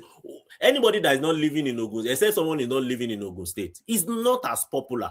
In fact, Owu itself, where he is, I'm not sure they will vote for him. They will just respect him as an ex-president. But negotiating, Is the Balogun of Uwu. They will respect. You know, they can give someone respect politically. You can give someone respect, and yet the person is not as relevant. It might just be respected. That's what Obasanjo is. That's it. And somewhat it's painful for him, and it's painful for him because they just threw him off the political structure. So but wait, Patoski and talk now. When you are talking about OBJ, what do you make of IBB? Because IBB is like a nucleus. Everybody goes to Mina. Everybody goes to Mina. IBB left government 33 years ago. So what's the relevance of IBB? I still ask myself. IBB also has no political influence. Exactly. So are they not reading the tea leaves? Well, I bet to differ on that one. So let me just give you one tip. You will remember now. You see, you know when OBJ was leaving, and they said power must go to the north, a lot of people came out. IBB also came out. And then the northern leaders say they should do internal primaries. Atiku beat IBB hands down. IBB withdraw. Yeah, I remember. You remember that time? Yes. And since that time, IBB didn't go into politics because he tested his popularity at that among his own people. Yeah, I remember. That's because that he was going nowhere among his own people. Then he knew that if he throw it to the whole of Nigeria, he would just be rubbished. So he just withdrew. But they go to him. Even Baba OBJ goes there. Respect him for respect. Is respect. Yeah, it's respect. But IBB is still more important than Obasanjo politically. Okay, I will tell you why. In Niger State, in Mina, I won't say the entire Niger State. In Mina, those Chanchaga, Tunga, all those areas, those are IBB zone. That's where his major mansion is. So those areas, they give him that respect. He can give a direction, and they somewhat follow it. So, I mean, to a reasonable extent, his political sagacity is not as wide nationwide anymore because he has left. It's tough having a president or head of state that will still be relevant after leaving. It takes some level of influence, additional influence aside from that position, you know. So IBB still has some level of influence, but to get votes, but it's not as wide. But Obasanjo, I'm even saying Obasanjo cannot win a local government. That's what I'm even saying. So that's a difference. So people will not agree with me, but grassroots, check it. That's a fact. No, he has never won on his street now. Yeah, he doesn't win his polling booth. He can't. So it's not a but politics is evolving. But the fact, I think we should note this: Atiku is going to contest. Anybody thinking that he will leave it for? He will. Where? Either on ADC or on another platform, he will contest. He's going to contest. And by the way, Atiku does not make so much noise until the primary. It's time for the primaries. Check him out. All this while he doesn't make so much noise. But he knows how to play the game. He understands this game. He's a veteran. So all this ADC, Kwankwaso, Obi, he doesn't make all those noise. He's going to. The funny thing, you people didn't even notice. No, let me just drop this. Do you know what's his name? Rotimi Amechi was at the protest with his son in tow. He brought his son to the protest, and I was wondering that if anything happened to that boy, something broke out and something, the wife will tear him to pieces. The truth is, Rotimi Amechi, politicians they have to show off. They have to show up some sort. Otherwise, you'll be wiped out politically. That's why you see them, some of them, for them to stay relevant, they have to be in some political party just to make the noise, just to show the workings. Otherwise, you're politically gone. So I won't blame Amici for joining the protest or anything, but look, I don't know what he can, what other relevance that Rotimi Amici has. Woman, are you there? I think Bishop is waiting. Oh, talk now. Okay. Yeah. I think So let me use the floor. talk now, please. Talk now, please. Because you brought in article, let me just quickly try and get something right. From what I've been nursing in my heart ever since concerning this merging together of these politicians, Atiku, Obi, Erufai, Amechi, and all that in the ADC. From the way they are playing the game, like you already said, that Kwankwaso will never come under Obi in any election because he will feel his political career will die. So I believe that. But what I don't understand in all this game, or what I predict, is Atiku Obi's ticket. Because what Obi is doing right now, from his body language, even when he was in the protest, his body language, he is no more preparing to be a candidate like the front runner. He has already settled to be the running mate with Atiku, that is the second man to Atiku. But he's hiding it from the Obidients. That is the Obidients. I don't want to call them foolish. You understand? He's hiding it from them, playing that politics, hoping that by the time it now happens, because when they do their convention now, they do their primary, then they will now begin to say, "Oh, Atiku has bought delegates, and then now he has grabbed the ticket. So Obi, so let me just support him, so that our 6 million plus 6 million vote can result 12 million to challenge the 8 million vote of Tinubu." I think that's his plan. It's a secret plan, but the Obedience, they are not open to that. So now, I hope the Obedience, I want to address them now. They have already promised us that if such happen, that all their vote they will bring it to us. That's what they said. They said they will bring their vote to us.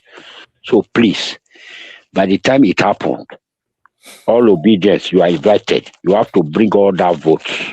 And we are not going to vote for Atiku because it's the turn of the South, which is Tinubu. So since Obi will now go under Atiku, just forget the North for now. It's not coming. So Obedient, be wise. I don't know. You have a lot of work in your hand. Stop carrying elephant on your head, and you are using your leg to dig the hole of a cricket. Thank you. All right. Two more minutes talk now, and then we go on from you too, Bishop. Yeah. So I think one thing I can say is that the OB tickets is getting harder and harder to convince the North. I'll tell you why. Whether you like it or not, those American coming in and making it look as if is certain region of this country that is pushing for that, it's also a negative for him. I don't know how they will wiggle their way around that, even if Ovi goes to a new party. But that's also a negative for the North. Whether we like it or not, some of those things have effects. So it's going to be an interesting one. For me, I think the election is won and is lost. It's a done deal.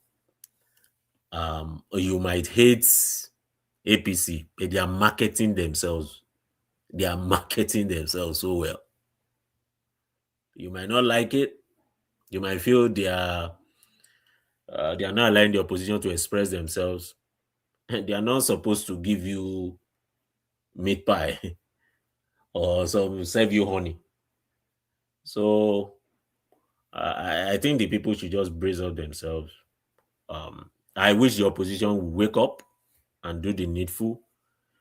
But as far as they're concerned, I think they just came to mark register.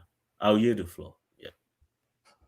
All right, brilliant, excellent. So that's talk now, of course. Who joins us intermittently? We are encouraging him to join us more. I think he will as we build up to the elections. Of course, a voice that has always held this platform, made it interesting, back by popular demand. Bishop. Bishop, good to have you. I thought you build on us. Good to have you. Thank you and good evening, everyone. Good evening to you. Thank you.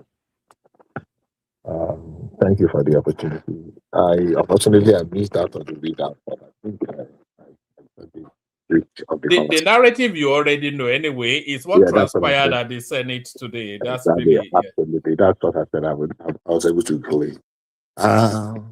Good evening once again. I would say I'm very saddened a little bit, not just a little. I'm very saddened at the direction of the conversation that we're having. Generally, what's dominated the headlines today in Nigeria.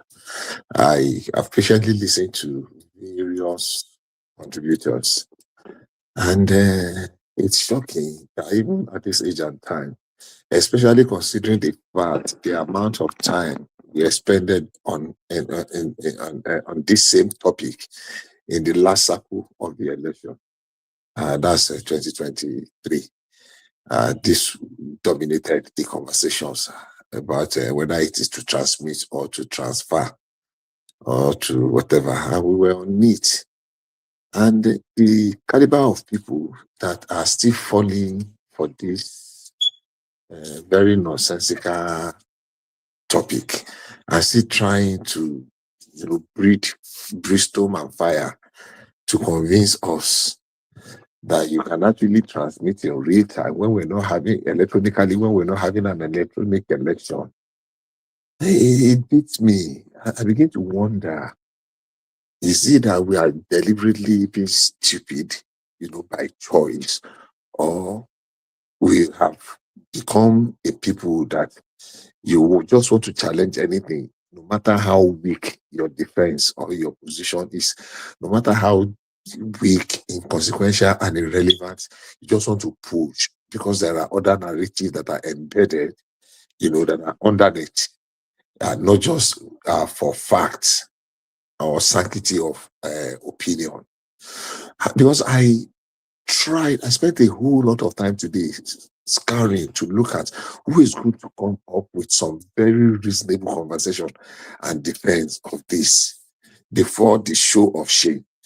2 days ago, I asked people, please tell me, what is the argument about all this hula baloo, all this gara gara gara? What are we actually fighting about? That some people say you cannot tell us to transmit the election in real time. Is it the result we are transmitting? Is it the election? And what is real time? In an election that you will finish, somebody will take the picture and will now send, and they will now upload. So let us assume without considering that either by deliberate sabotage or by force majeure or just error, those things were delayed. What is the punishment that we are prescribing? Are we going to say we are going to cancel the whole election because results were not transmitted in real time? And it is not transmission. But people can choose to, they will begin to talk about, what do you call it now? Synonym. What is the definition of transmission? What other word can we use for transmission? And we're going to be on that hill for like God knows how. And that's why I felt very disappointed that people that ordinarily should know, should be able to dispassionately, dissect the topic and come up objectively. You listen to them and they are talking from 7, 8 sides of the mouth. I won't mention them so that I don't want to sound like I'm disrespecting some people, but supposedly respected people are struggling to justify that it has to be real time. All the world are doing real time. Ghana is doing real time. Uganda is doing real time. Rwanda is doing real time. Philippines is doing real time. Bangladesh is doing real time. India is doing real time. And I will go back and I will check. And there is nothing like that. Why are we like this? In a context, one person must win, one person must lose. How come we have made elections to become so contentious that even the person that is not capable of getting 2% of the vote will still go to the and shout that I was rigged out? In Nigeria, it has become a pattern now. Nobody loses or lost in an election. Everybody that does not win was rigged out. When they will say, oh, I was outspent, even though the man too spent money. Some people that will not even garner the vote of their own household, of their communities, of their family, their compound, their street. Not everybody there will vote for them. Yet they will come up and shout, oh, and we are doing so to discredit every effort. I keep telling people, and I was engaging in a conversation with somebody today that our last election, 2023, was the most improved election in recent times. I was not there when they did the election in 1960s. But from 1917, I can tell you, at least I witnessed those ones, I can tell you confidently that the 2023 election was one of the most improved elections because we were able to eliminate a very critical area. In 2015, we had an issue where they were using incident forms, and the courts messed up that one by saying the only way you can prove over voting is not by the number of the accredited, but by the number of registered voters. How? When we know that in some places 3 million people registered, maybe only 500,000 turned up, and some people to accredit and vote, and somebody has inflated it to 1 million. You are now saying that you are not benchmarking the total number of vote cast against the total number of accredited voters, but against the total number of registered voters. And that was how Wike was able to win at the Supreme Court, and it laid a precedence. So what happened at the National Assembly today, the disgraceful thing was that what happened with all these protests and the cry and the shout and the Obi himself and Rotimi Amechi and all the people that are making a complete fool of themselves. Because it does not go their way. They just want to discredit the system, discredit the institutions, discredit Nigeria, that we cannot conduct an election. Every other country in this world, in their own perception, is better than Nigeria because election did not go their way. And we saw it play out in the National Assembly. Look at the way it was amusing, the way Abaribe almost humiliated himself. If not for people that quickly whispered to him and he was able to step down in good time, I would have wished that they continue with that division and vote. So it goes down to just one thing. I think what we have problem with is not with our electoral system, not even our law, not even the law that guides. I think it is the attitude of an average Nigerian. If we need to work on something, it is to reorientate ourselves and to change. I was a little bit disturbed immediately after the last election and after the pronouncement of the Supreme Court, when I was expecting the leading contestants in that election to come out and say, okay, the election has come and gone. Oh, now it is time for governance. But they continued with this heckling. At every given opportunity, Peter Obi will never cease to bring Nigeria down. And he has a mob of headless myrmidons behind him, shouting themselves hoarse at abusing everybody, disparaging, abusing Nigeria. We were here when we were comparing Burkina Faso, and we were justifying the coup in Burkina Faso and Niger, and we were calling for a coup in Nigeria. When we were justifying, some people even said Nigeria cannot stand Niger, that Nigeria wanted to fight a war against Niger, and blah, blah, blah, blah. And people were following. And I mean, sometimes after we have had our conversation here, I'll go back and show me your opinion. Is it that I'm really this dumb? Because I cannot fathom it. So what happened today was good. There is no way we insist. It was a booby trap. It was a time bomb. Because anybody can, with minimal effort, can cause a disruption in the transmission of that election. And they will say, oh, because it is in the law, that means it has not complied. If people could argue that and Abuja 25%, and they will go to high heaven, they will go to any level to prove that nonsensical, very rapid, irrational argument that it must be 25%. And we have lawyers, seasoned senior lawyers, coming for that with that kind of argument. And they assist. So they will go to court and say, oh, it was not transmitted real time. How can we transmit an election that was not conducted electronically, real time electronically?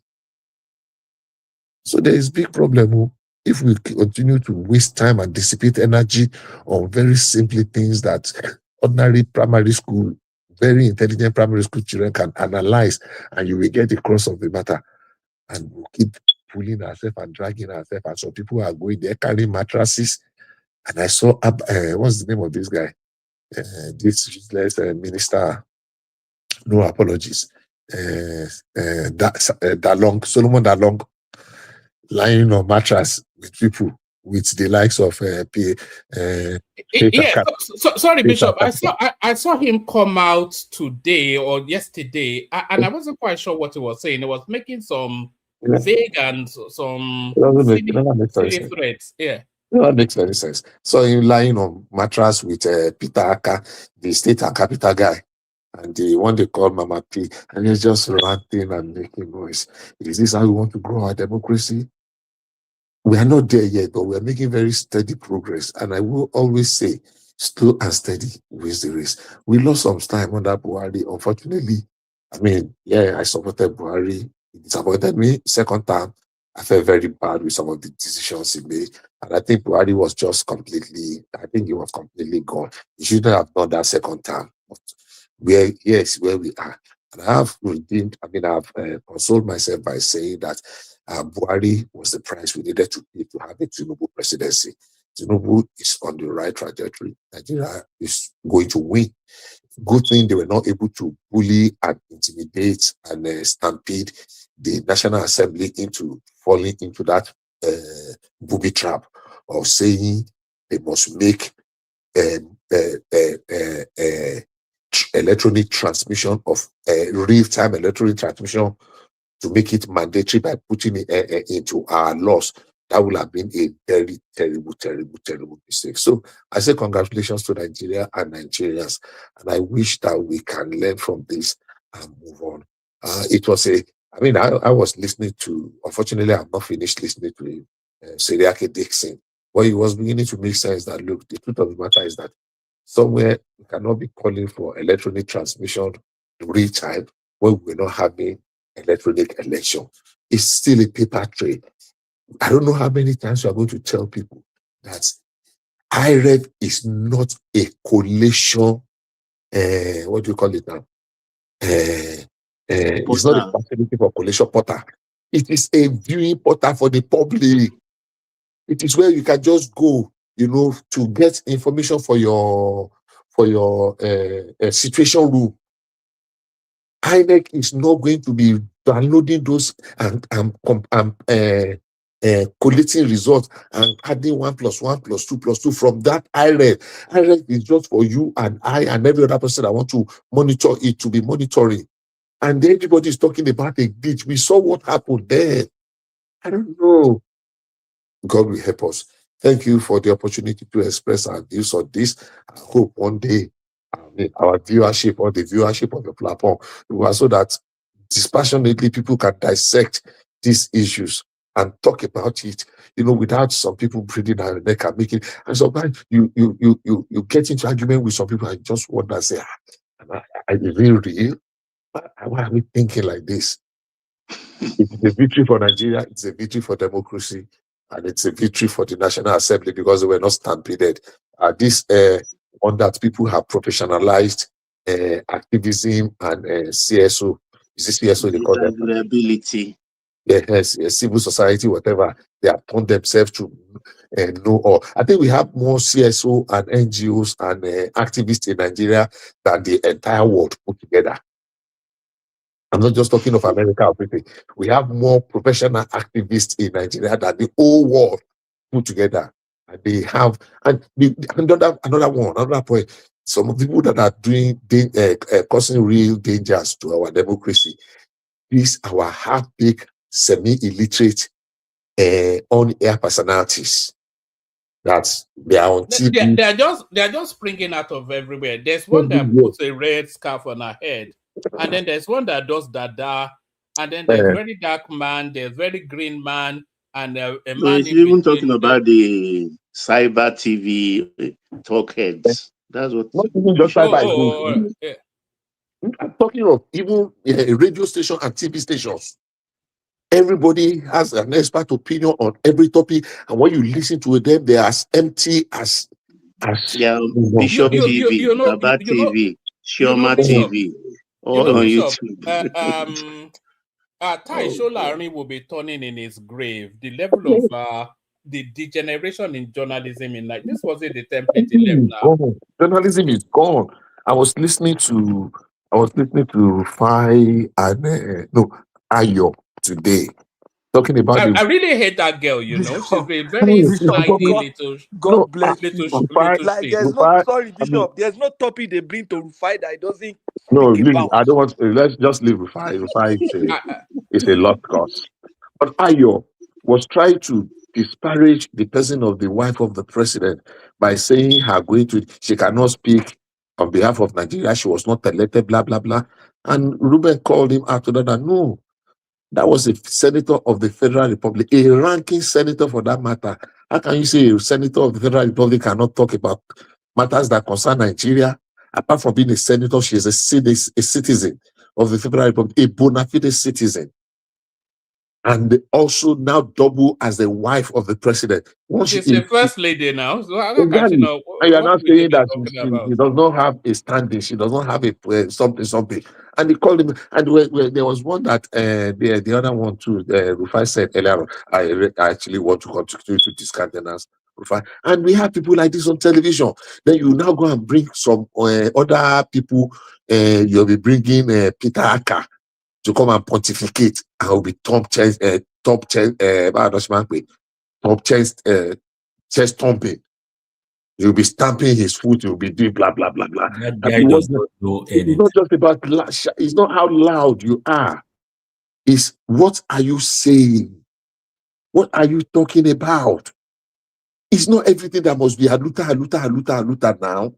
Can we be reasonable for once? So we have very. Did you see Showore come out, Bishop? He came out today now. You know, because he didn't want the moment to. He didn't want the. Yeah. You know, he felt he had it's all about photo ops now. They will never miss it. Yes, he will never. It's just.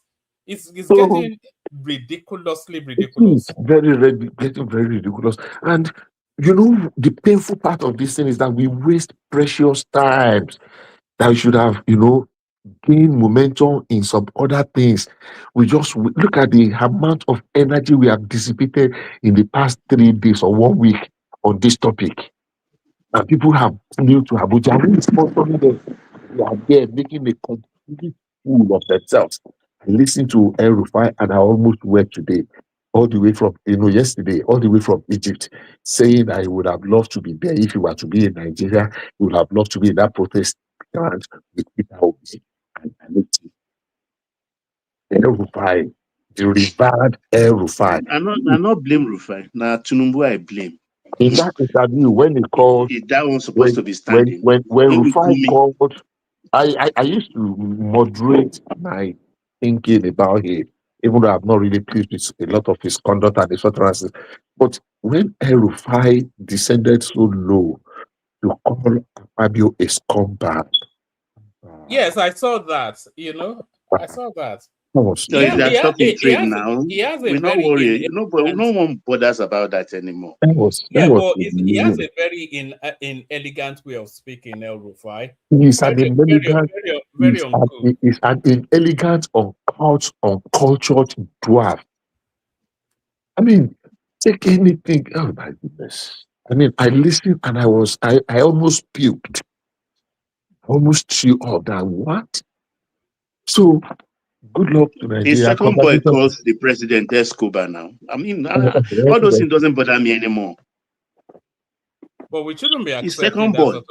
How can you call the Senate president a scumbag? You being a senior politician. And the guy was questioned, and he still insisted. He doubled down. I mean, if it has to be on a but that's the defeatist attitude anyway. They know they've lost.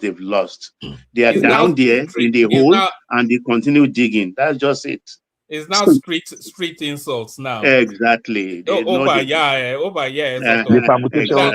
the politics now. I want permutations, people that want to permutate and come and pontificate, to come and tell me how Tinubu will not get 25% in the southeast states. I'm not talking of south and southwest.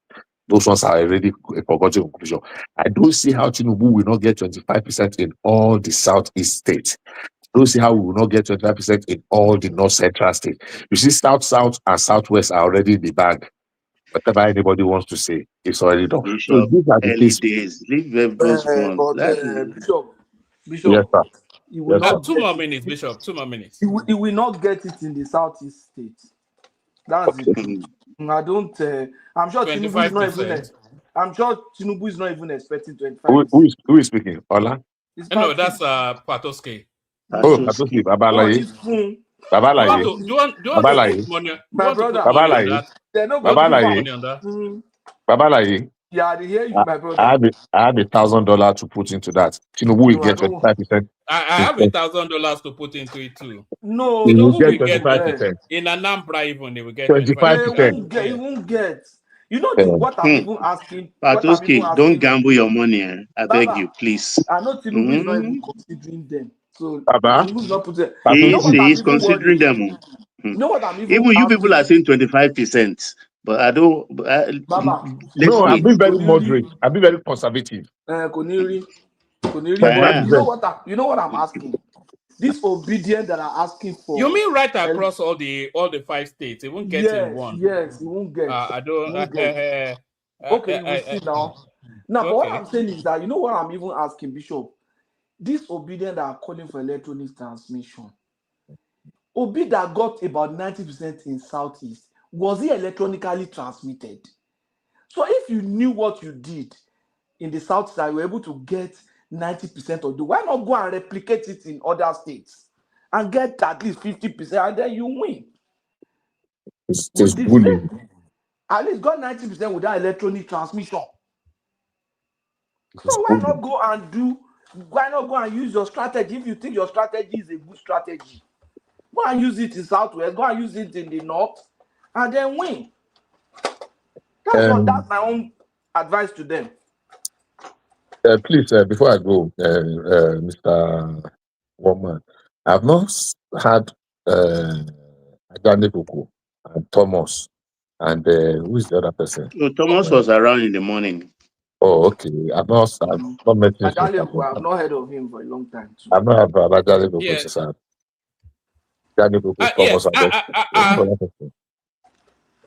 I'm in touch with he's listening. Don't worry. Ajale Koko is listening. Don't drop in. Don't worry. We are waiting for him. All right. So congratulations to Nigeria and congratulations to National Assembly for not allowing themselves to be bullied and stampeded into doing the bidding of the people that just want to sink Nigeria at all costs. I pray Nigeria will continue to win. God bless everyone there. Yes. I was going to say I'm in touch with Adanle Koko. I think he's somewhat disenfranchised with politics at the moment, you know. So, but he is he does listen sometimes.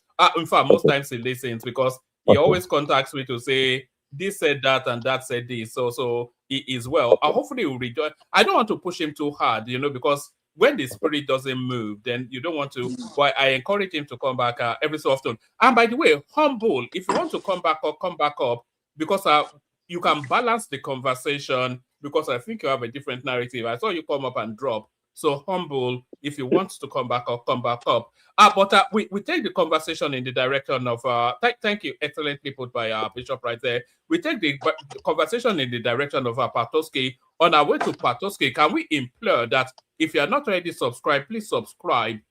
If you have not clicked on the like button, please click on like and subscribe. But Patoski, what you were saying about the 90% that Obi got in the Southeast, right across the board. Let me play you this, and then you come in after it. Did you know this thing you are producing? It is only INEC that has rights to produce it.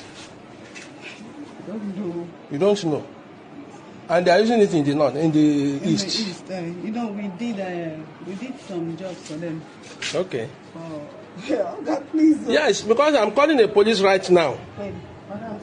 I'm calling the police right now that the INEC something they want to use in the east, you are producing it in Lagos here. God, please. I don't. So who gave you this project? No, we did some job for white people. Yeah. White people in the east. Yes. That's how to vote and all those things. Okay, who is white people? Senator. One senator. Let me show you the job. Please, I don't know anything about this, so please. I am a chosen. Now chosen woman, they print. Can you hear me? So we all know how Obi got we all know how Obi got 90% in the East now. We all know. But rigging machine. Sorry, yeah. before you get Patosi, a few weeks ago, my apologies. A young man released a report that he conducted his PhD. What do you call it now? Research on the election, and they came up with a verdict that where the election was most compromised, the worst election, the rigging took place in the Southeast. I was expecting our know all, see all, know all on air personalities on TV to bring it and deliberate it. None of them, not a single one of them, is called. I don't know if anybody read that report. A report of a young man that did the research. Several, even in the EU, they alluded and the guy to that. said that the worst election took place. But nobody bothers about that because the worst the election rigging has was been won and perpetrated to lost. the Southeast. That the worst rigging and the worst intimidation. Bishop, is this what you're talking about? I have it. This is it, isn't it? I was going to do a piece on it. I probably will still do a piece on it sometime. The guy did his PhD. That's what you're talking about, isn't it? Is that it? The Tinubu. It says I did. Yes, the Tinubu. Yes, the guy did a PhD it's one of on them. that last election. One of several. Yeah. Okay, master's dissertation. You see, what I'm even thinking is that, okay, if you know that you are an expert, you are wanted by your people want you and everything.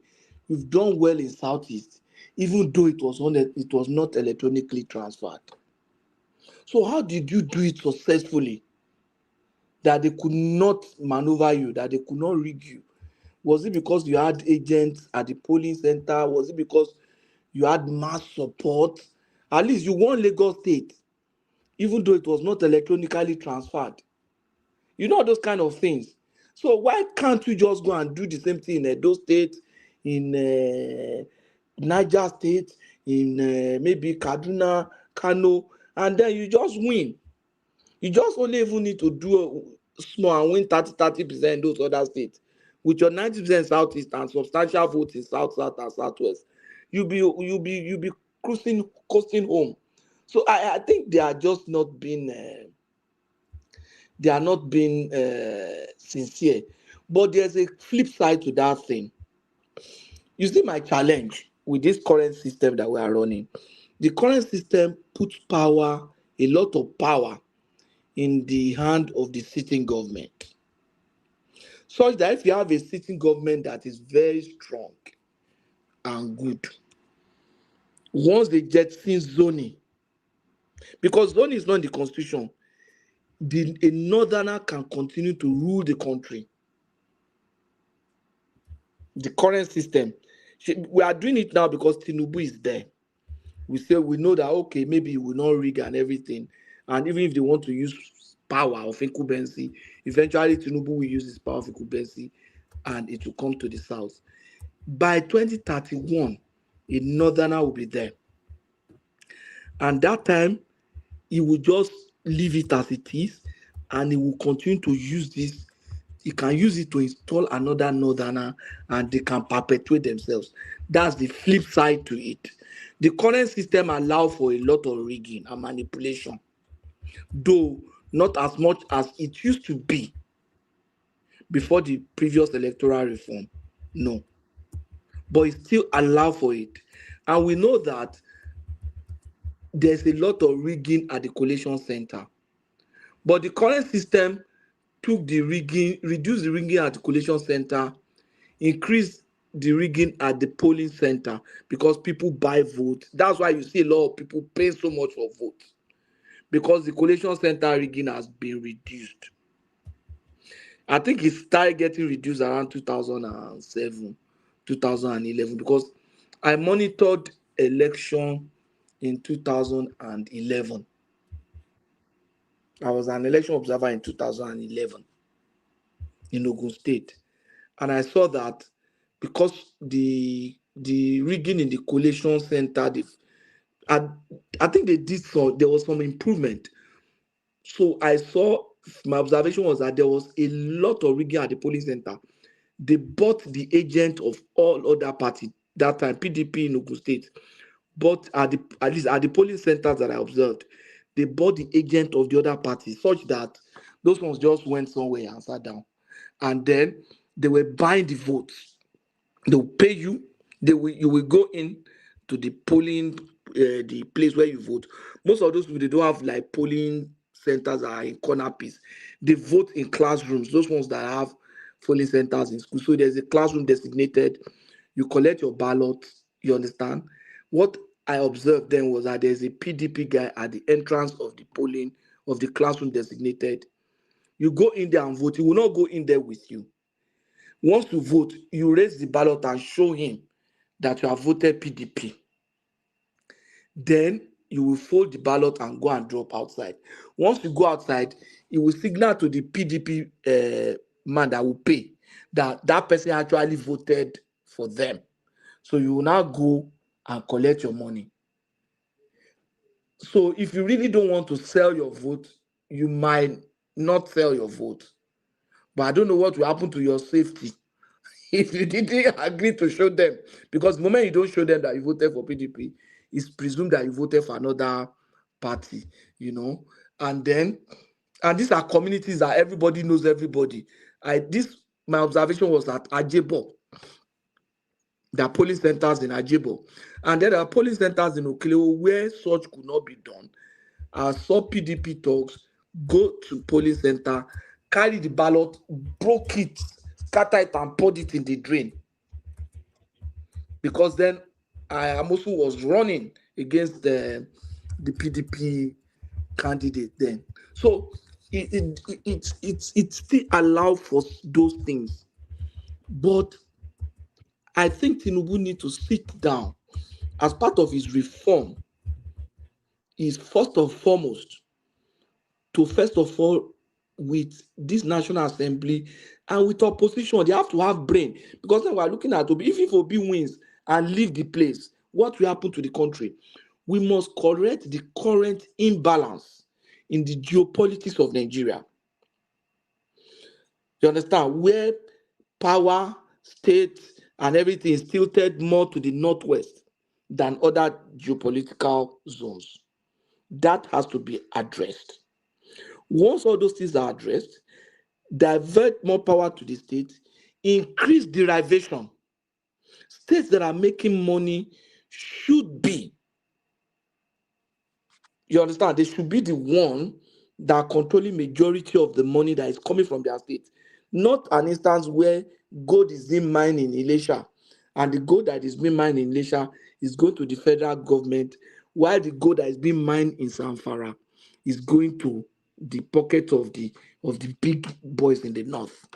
Not where oil is being mined in Niger Delta, oil being drilled in Niger Delta, and then majority of the oil licenses are to northerners, and then the money is going to the federal government, whereas we have some minerals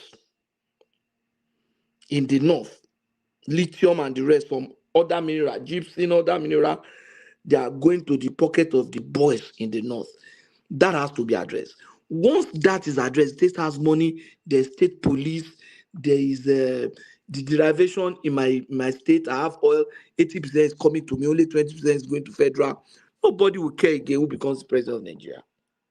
If they like, let the northerner become everything, or the southerner, nobody will care.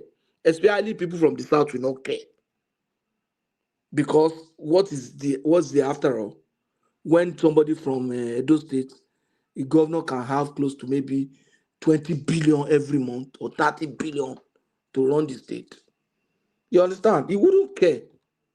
Why will he go and put his head in trouble and there'll be so much noise and everybody will be blaming him for every problem of Nigeria when he can manage well and just take only the blame for Edo State problem? So those are the things that need to be addressed. Once you do that, then you can reform this thing.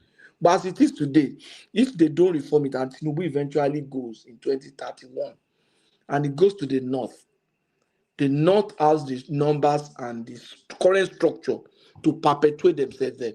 It's just a gentleman agreement that they have that is making it to be north and south now. The Tinubu almost lost it now, if not for the argument and the way he fought. You understand? He almost lost it. Even when we say it was turn of the South, if Obi had joined with Atiku, Tinubu would have lost 2023. We all know that. So we cannot be relying on that. We need to correct and address the geopolitics imbalance that is currently existing in our system and structures. There must be fiscal federalism. Everybody must control his resources. Everybody must control his money. Everybody, then we need to have some power of force divert to the state, the police. You understand? I can put police in my own forest. If I don't want open grazing in my state, I should be able to have the power, the military power or the police power to enforce that law. What's the sense of passing an anti-grazing law and I don't have the wherewithal to enforce it, to be able to arrest the culprit and put them to court and stand as prosecutor to them? So if they are state police, they'll be able to stand as prosecuting witness. They'll be able to, you understand? It is something that needs to be addressed. That's the big picture. If not, we'll say, oh, it's our turn. Nigeria will not go anywhere. With what we are seeing today, if you divert power and everything, any state that wants to remain in poverty and be pursuing Arumanjeri and be promoting it, that will be their own problem. Why should I be worried about what the Arumanjeri that is happening in the north? I should have been worried if their leaders don't want it and they made all the effort to address it and they can't address it. But if their leaders are promoting it, then why should I be the one worrying for it? The person will get headache, say no, get headache. Up till now, they are not seeing it as a problem. This security in their place, they are not seeing it as a problem. Every effort to help them now to address that issue is being seen as a target, this thing against the North. That was the problem they gave Jonathan too. Oh, he's targeting the North. Tinubu is talking about it. He's targeting the North. When Buhari was trying to do small fight there, he was not targeting the North. So these things, we cannot continue like that. It's not a matter of who becomes president or which electoral system or whatever. Tinubu will leave now, and that's all. Then I will just close with this. When you look at Obidients, for example, they are not pursuing ideology. This is their effort to make for electoral reform. It's not because they want electoral reform. If they have a reform If there can be a reform that will make Obi become president, they will do it. But the question I ask them is this: tomorrow, what happens if Obi becomes incapacitated? I'm not saying that I don't wish him dead. I don't wish him. If they don't, it's just built. They don't have leader. It's not. They say the ideology is even the one controlling Obi. What if Obi buy tomorrow now? So what will happen if the hope of Nigeria actually lies in that movement? What happens? Or is Obi not a human being? He can fall sick now. Look at all the noise about Buhari that time. Buhari did first time. During first time, he took you and look at everything about his government. Who is the next person in that government, in that movement, that can speak and call everybody to order and say, let's rally around this person? Aisha Yesufu. Aisha Yesufu. Okay, maybe I don't know. But I think these are the things that they need to start thinking, instead of pursuing one individual selfish ambition and things like that. And the individual selfish ambition that now pretend that as if it is not an individual selfish ambition. So let me just close with this. We should be looking at the bigger picture. Let's look at the flip side. If we do electronic voting now, if we do electronic transmission of results now, we don't have the capacity. And when you say you don't have the capacity, people say, oh, they feel that you are not sincere. No, we currently don't have, and it can create some problems too down the line. But the point is that by the next election, we should be going beyond even electronic transmission of results. We should, even with that electronic transmission, we should put up systems and structures that will make our election more transparent. Look at that option A for that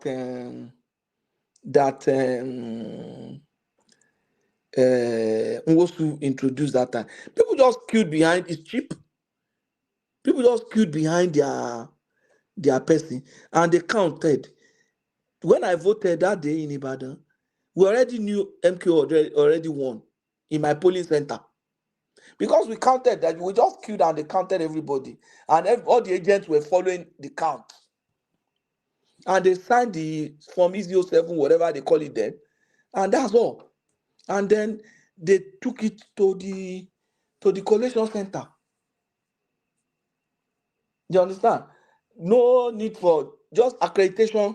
They accredited because we went with our name and voter card. Yeah, that's all. The voter card themselves didn't even carry our photograph or anything. It was just your name and the card. That's all. So I think we need to find a way that will tighten it, not the way that will also allow for manipulation. Because when they say IREF, upload result, if they upload result, some people can hack that platform and be uploading all that result just to rubbish it, and then say that so and so person have won. They start seeing several copies of the same polling unit results carrying different numbers, and then one will come, say will be one, another copy will be there. They'll say Article 1, then now say Tinubu. You understand? That's the law of confusion. 2 more minutes, Patoski. That's the law of confusion we are looking at there. So my position is that Tinubu should look at the flip side also. In case he leaves, what's the implication of the current system on the country? My fear is that this current system can perpetuate a northerner in power. Thank you, Woman.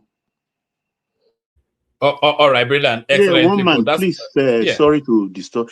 Did you, that record of how the regions share the FAC in 2025, I don't know whether you presented it in your opening. Did you send it? Yeah, I sent it to you. The 6 right. regions, how much they received in 2025. Southwest received the least. Let me send it again. All right. Is it one of those Reno ones that you sent? Exactly. Is it from Reno?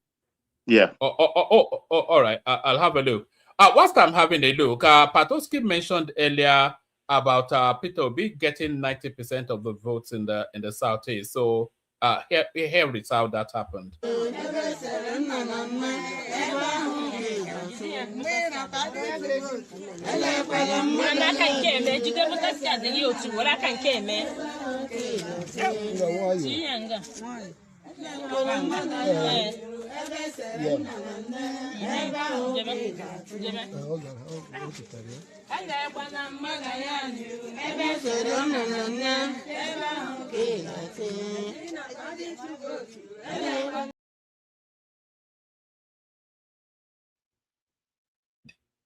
They were not even bribing them with gala as Soludo did. They were literally forcing elderly women to thumb print they were holding their hand and forcefully thumb printing it.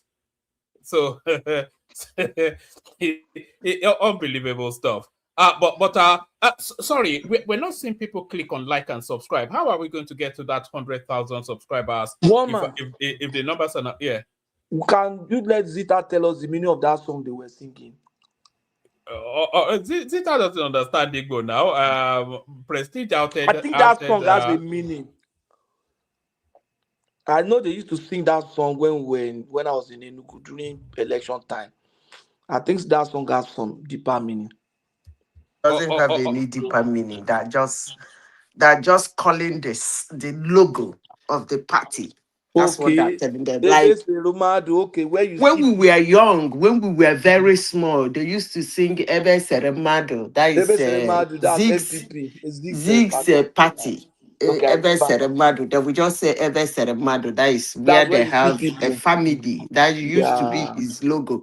So when they say Ebe Seremado, you know that's where you're going to Tompri. So this one is Labour Party. They said where they have father, mother, and child. That's where you are going to put your hand. So okay, you know, and that it fits like a Zig's logo too. Because it's in Madu too. The Labour Party logo has a Madu now. No, it's not Madu. They said Nna, Nwa. That is family, father, mother, and children. That's what they're singing. Okay, because I know they used to sing it during election. Okay. No. It was during the time of Zik. It used to be, sometime it used to be Inche. That is umbrella. That was PDP. Then it just to educate the uneducated. They're just trying to tell them what the particular place they're supposed to put their hands, thumbprint rather. But this one they're holding their hands to, I don't know. It is what it is. All right, Zita, floor is yours. Oh, is it my is it my turn? Woman, these pictures you put up there, this lady on a lighter mood, is she Labour or ADC? You know, she was actually listed as an ADC coordinator, but she tells us she's Labour Party. Confusion everywhere. And also the new chairman of the Labour Party, she was Nana something, the one that's Nena D. Usman. Nena D. Usman. She was also listed under ADC as a functionary, as an area coordinator, but then she's also the chairperson of the Labour Party. So, you know. One man, you see, let me get some clarification from you before I speak. When they say real time, is there any way you can explain to me?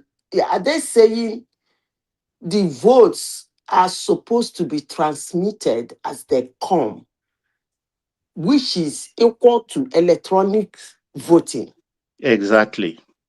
Or are they saying that when the poll closes, every result should be immediately uploaded, which was done before? No, as you are voting, it's registering on the IRF. That's Who does that? saying. No. There are Ask them. Ask them. yeah. Just to clear it up, Zita. So there are several layers to it. I don't think these people have any understanding, because I think their understanding is that as soon as you turn print, it will immediately reflect on an INEC server. So that would be electronic voting, but that's not an option. What is actually in play is, there are different stages. So you go through the beavers to check that you are registered to vote, and then you cast that vote, and then it's then counted and agreed by all the party agents. One man, and you're then not explaining it to me well. No. Which one is done electronically and which one is done manually? Wait, I'm taking you to where the contention is. So it's counted and agreed by all the party agents. So after it's counted, then they take it to a coalition center where it's then uploaded. But what they're arguing is that at that point, after it's been counted and agreed by the party agents, it should be uploaded right there from that polling unit, rather than it being taken to a coalition center where it's then subsequently uploaded. So that's their version of real time. Okay. It should be uploaded at the polling unit. Where in the world is that one done? Do we even have the infrastructure is the thing? No, because we don't have electricity, we don't have internet, and you are saying, no, the closest in the world that do something close is New Zealand. And they don't upload their result until the poll closes. That means the whole country time and voting time has to shut down. Like, nowhere in the country they are voting again before the uploading. You start seeing it. So I do not know what they mean, because sometimes pool might close in Yaba. Some people they know Shodi, because of one reason or the other, they are still voting. So are you saying that Yaba closes, or let me use a look. Some polling units in some local governments, they are still voting. You will upload a particular polling unit into IREF. Are they okay? Who does that? Election is going on, you are uploading results. Who does that? Anyway, one man, that is by the way. You see, this English language, they make it so beautiful. Real time. Real time. And when I look at the people who are talking about transmission, Rita, Nigeria has their own special dictionary. Yeah, of English. It's actually very funny. You see, woman, sometimes when I speak, some people don't like me because they believe I'm hitting on somebody. But no, I'm not hitting on somebody. I am somebody who is for justice. I don't care who it is for or against. Tinubu was called a bullion van man. Woman, do you remember? That's one of his names. One of his names. Bullion van, right? They said he used to use bullion van to carry money. Yes, and there is, among the people demonstrating, one of them too had a bullion van money. And he has never been called a bullion van. That same man is standing. Rotimi Amechi. Which Rotimi Amechi? Peter Obi. Peter Obi is standing in front of National Assembly talking about electronic transmission. And that's one man that carried money all the way from Anambra to Lagos. And the excuse he could give to anybody who cares to hear is that the contractor said he wanted cash. And he didn't deem fit. I remember that story. It was 250 million naira in raw cash. Do you know where they intercepted that money? It's number 7 Aerodrome Road at Papa. Do you know who owns that property? Do you know who owns that property? Next International. Woman. And he didn't even deem it fit to walk into the bank and then write the check, give the banker, and say, Mr. Man, you say you want your money cash. Oh, yeah, oh, I don't they go. Make una wire the cash, give him. He carried it.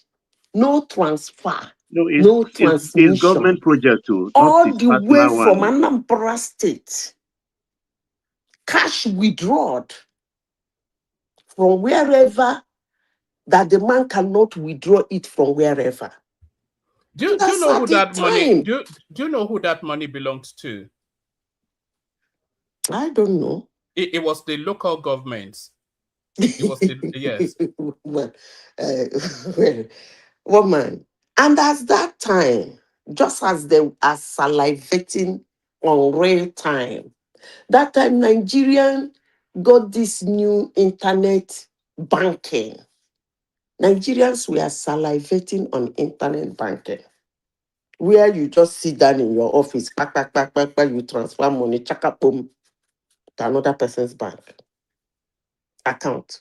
And this liar stood in front of Nigerians and said that a contractor wants cash, 250 million naira cash.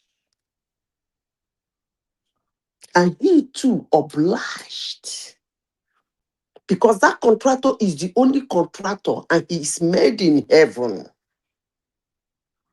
Without him, that job will not be done. And woman, look, the only thing I understand from what happened 2 days ago is that these people ain't got no cards. They're not serious. I have said this and I will continue saying it. If this is the way the cow wants to get to Umuahia, I can promise you the cow will not get to Umuahia. Because I actually do think they have something somewhere, cooking somewhere to unseat Tinubu. Is it this? These people are just unserious. And honestly, sincerely speaking, they are not planning to win the election, but they are planning to cause chaos after they lose. That's exactly what they're planning. That is the only card I think they have now.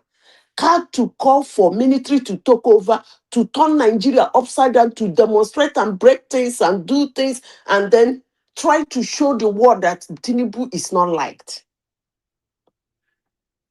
Just as the media and some unscrupulous humans in America keep trying to project to the world that Donald Trump is not liked. I would like not to be liked that way too. But it is what it is. Tinubu will come back. He will even win more vote than he did before. Still, they will project him as somebody Nigerians don't like because of these things they're doing. One man, these people are not, I can't see anything they're planning to win this election. No. But they're making heavy plans to disrupt Nigeria after the result is being announced. That is all I can see. Because I really do not understand this kind of madness. A man who has transmission all of a sudden is falling in love with transmission. A man who carried 250 million naira cash for all the way from Anambra State to Lagos couldn't transmit it. Is now asking for transmit. Nigeria is actually a yo-yo. They really do have costs. This some of them say. Zeta, you know that anarchy that you say will come after the elections. A lot of it will depend on how Peter Obi, how he handles his laws. You know, if he because he knows after that election, then he knows that ends his political career. If he douses the tension amongst his own people, then there won't be that anarchy. But if after he's done this cycle around the courts, etc., and it's still going on along the same line that is embarked upon, then he can burn that country. But because, you know, the government would not hesitate to arrest him because he's no longer in play politically. So they can't say, oh, whatever it is anymore. So they can arrest him if he continues to foment trouble after the elections. They can arrest him. They can't arrest him now because he's still a political actor. But after the elections, if he does the cycle, the Supreme Court, everything, and it tries to rile up his people to cause havoc in the country, they can arrest him, and they should arrest him, and they Throw almost him certainly will inside the arrest him. cell. Yes. Abandon him there for years. Honestly, because one man, honestly, sincerely speaking, these people are not making any move to win this election. Look, politics is a dirty game. Somebody says something very striking here. He said they did not transmit real time. Obi won how many million percentage vote in the Southeast. He should still use the same, but I have said it here severally. I say you cannot rig where you are not wanted. I will keep saying it. All elections are rigged. Believe it or not, it depends on how you want to rig it. But one thing is sure, you cannot rig where you are not liked and wanted. You don't try it. It will be catastrophic. So the same way they did not do their so-called real time, I don't even understand what kind of English is that. The same way they did not do their real time in Southeast and he was winning 90% votes, 200% votes, he should use that same techniques in Lagos, in Abuja, in Nasarawa, in Kano, Kaduna, all those places. He should use that his magic wand that he used in Southeast to get votes the other place. That's how to play politics. Period. Look, these old cargoes, they should stop disturbing Nigerians. So, honestly, sincerely speaking, they should stop disturbing Nigerians. Each and every one of them have the opportunity to make Nigeria a better place. In their own little way, they were given opportunity to make one part of Nigeria okay, or the other part okay. But they did not. Now they're looking for jumping into the head of the main place in Nigeria. When the woman, do you have another topic? I don't really like discussing these people, honestly. I have said it. All the And let topics me are close around. by saying this on this topic. I still wish if Atiku will listen to the voice of reasoning, is it how they say it? Or voice of reason, he should please do not run. ADC or LP or SDP or ADP should give Obi that ticket. Even if it means as him and his political headless mob believe that he's a beautiful bride and therefore he should not do primaries, they should just call him and give him the ticket. Let them give him the ticket. I actually want Obi and Tinubu ticket in 2027. That would be shellacking. I want Obi and Tinubu to be every other person. Stay clear. If you want to support Tinubu, support Tinubu. If you want to support Obi, support Obi. Let them go to the field. But my problem is that this is nyeme. So I went there. What am I saying is that I went there. My voice is even more manly than the bagger's voice. I was walking down the road, and then an old woman say, "Peter." I say, "Ma." He say, "Peter." I say, "Ma." He say, "Peter." I say, "Ma." You do wow, you got oh God, that guy, man. He's a character, you know. He would have done well as a comedian, you know, because it's certainly a joke, you know. You say, "Peter." I say, "Man." I've been wearing one wristwatch. I bought Look, this don't, wristwatch. Zita, one man, don't be But fooled I by used that. to buy one fuel. It's only one fuel I bought in 1979 that I have been using to drive my car since I was a governor. I That's have another never new bought one. any other car. I used to remove money from my pocket to come on now. I mean, a man who stands in Ikeja and A told us man that whose the father property is is owned by Next, come to and Next tell is me owned by nye, his nye, nye, brother. nye, nye, nye. He went to trade fair where he owns 200 shop by deceit and claiming he's Next. Everything is Next. And you are Next. He doesn't even know the corporate law. Why did they say corporate law? It's a citizens of his own and somebody is behind it. He just, he talks anyhow. So, but you know when Tinubu tells them he's not alpha beta, they will say it's a lie. Oh, that's a different case now. Obi has Now, a different measure, tape rule. Tinubu has a Zita, different tape rule. Woman, do you know Zita, why? should I show you how poor Peter Obi is? He's an extremely poor man, and I have video evidence. Do you want to see how poor Peter Obi is? Let me show you.